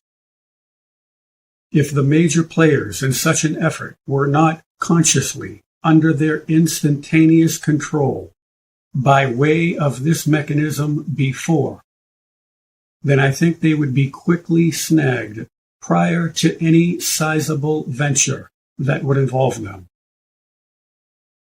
This clandestine communications network is the biggest obstacle to disclosure and liberation in my reckoning. I've determined that they are directly controlling most prominent individuals in the various departments of the visible resistance. Most of these leaders, I think, are well-meaning, even though they do not have their freedom, and, unfortunately, are being used to dispense misleading and even harmful information. Although there have been victories on some fronts because of gallant and virtuous people, if activism is to succeed on a high level, such as ending their malignant rule or halting certain atrocities, then this system must be dealt with. Here is the situation as I see it. Interpersonal communication, that is a primary element to design and carry out a plan of resistance, has been vastly compromised on a fundamental level. They are able to use this system to reach down to the individuals who steer movements and covertly direct them with specific instructions while they are interacting with their audiences. As long as this problem is willfully ignored, there can be no true liberation. The best we can hope for under current conditions is an elaborate show. This artificially intelligent mechanism looms over society like a giant monster. One of its greatest attributes is concealment. I figure due to intentional unacknowledgement as opposed to ignorance. I used to think that the active brain linking program was secret because people were unaware of it. Eventually, I found that many people do know about this. They just pretend that it doesn't exist. This collaborative, willful denial appears to be a reflection of how some of us, as individuals, deal with personal problems that we consider frightening. We ignore them because they're too painful to confront. Allegedly, we have consigned this abysmal societal menace to the collective shadow. So, how do we go about rendering inert a system that is intelligent, secret, redundant, self-repairing, geographically dispersed, resilient, and mightily defended? To start the process that hopefully results in the eventual deactivation of this mechanism, my suggestion is to talk about it. Although this action may appear too simple to have a worthwhile effect, I think it'll have a great impact. And later in this report, I'll describe why this is so. Once the issue is adequately raised, I think other solutions will be evident. The first step is to expose it to the light of awareness. Currently, there's already talk about AI in the regular and independent media. When I suggest talking about it, I mean specifically the AI that has been here for decades. The AI that has already seized many people. The AI that is coordinating network-centric warfare that includes the global TI program. And the AI that is most likely coordinating the rest of their crimes against humanity and this sentient planet. A simple, effective, safe, reasonable, non-violent, and powerful action that most of us can readily take is to talk about it. Decades ago, that would have been difficult because data on this topic was limited. However, currently there are many official reports on this exact thing.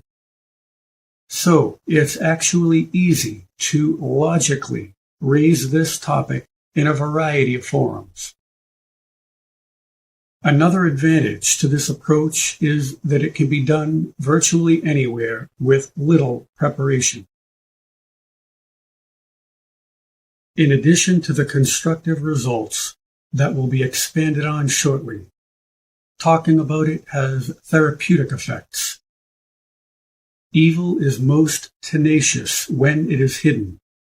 It thrives in secrecy. Documenting it, writing about it, talking about it, dispels the fear. If this is openly discussed, if enough people outright confront it, it loses its strength. This precision, non-violent strike at the core of their oppression has the potential to be an effective high-level strategic action that generates positive results throughout many areas of concern. Because the common reaction to this societal problem for decades has been willful avoidance. At first, this process of demystification will require the cooperation of some brave vanguards. The documentation that you use to support your talk can be any one of the many articles or documentaries that tell us of a future scenario of linking human brains to a global supercomputer. I've listed some of these reports, along with other pertinent data, in the description of this video.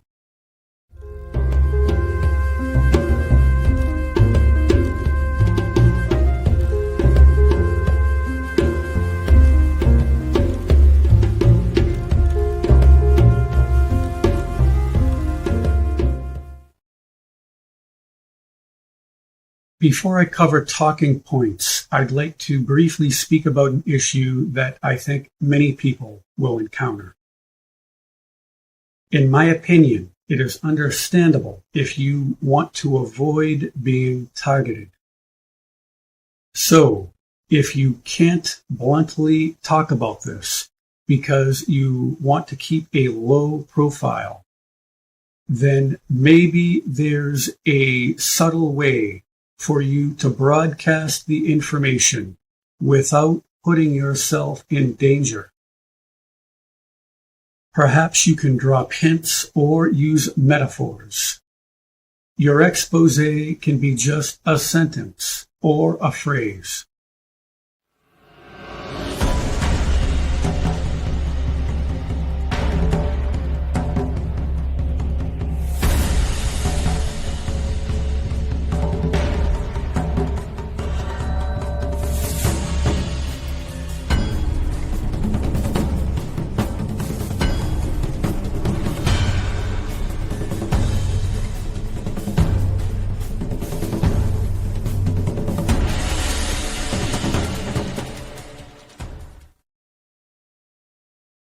What can we expect if this electronic creature is subdued? I think there will still be interference. They will still influence and control public organizations, instrumental people, politicians, individual citizens, and the observable resistance. However, they will be forced to resort to slower and less reliable methods of persuasion that preclude the immediate results that they are accustomed to. This will release their telepathic grip on the citizens and give those who are taking action to stop them the operating space that will allow for redemptive procedures that would not have been possible otherwise. Decommissioning this network has many other advantages. Here are just a few. This will impair network-centric warfare that is heavily reliant on novel C4 ISR. the global civil-military operations will be fundamentally dismantled. They'll be forced to use more primitive methods of communication and targeting. Those with honor who hold important societal posts will be able to use the leverage afforded to them for humanitarian purposes. Their other diabolical crimes against this planet and its people will be hampered. Those with expert knowledge in specific impacted areas who have been restrained thus far will have the chance to make inclusive and truthful public declarations. The infiltrated civil and political institutions that existed for citizens to guide society can be more easily brought under the control of trustworthy people and used for purposes that are consistent with their stated objectives. The moderated leaders of the evident resistance, who are well-meaning and principled, will be granted flexibility.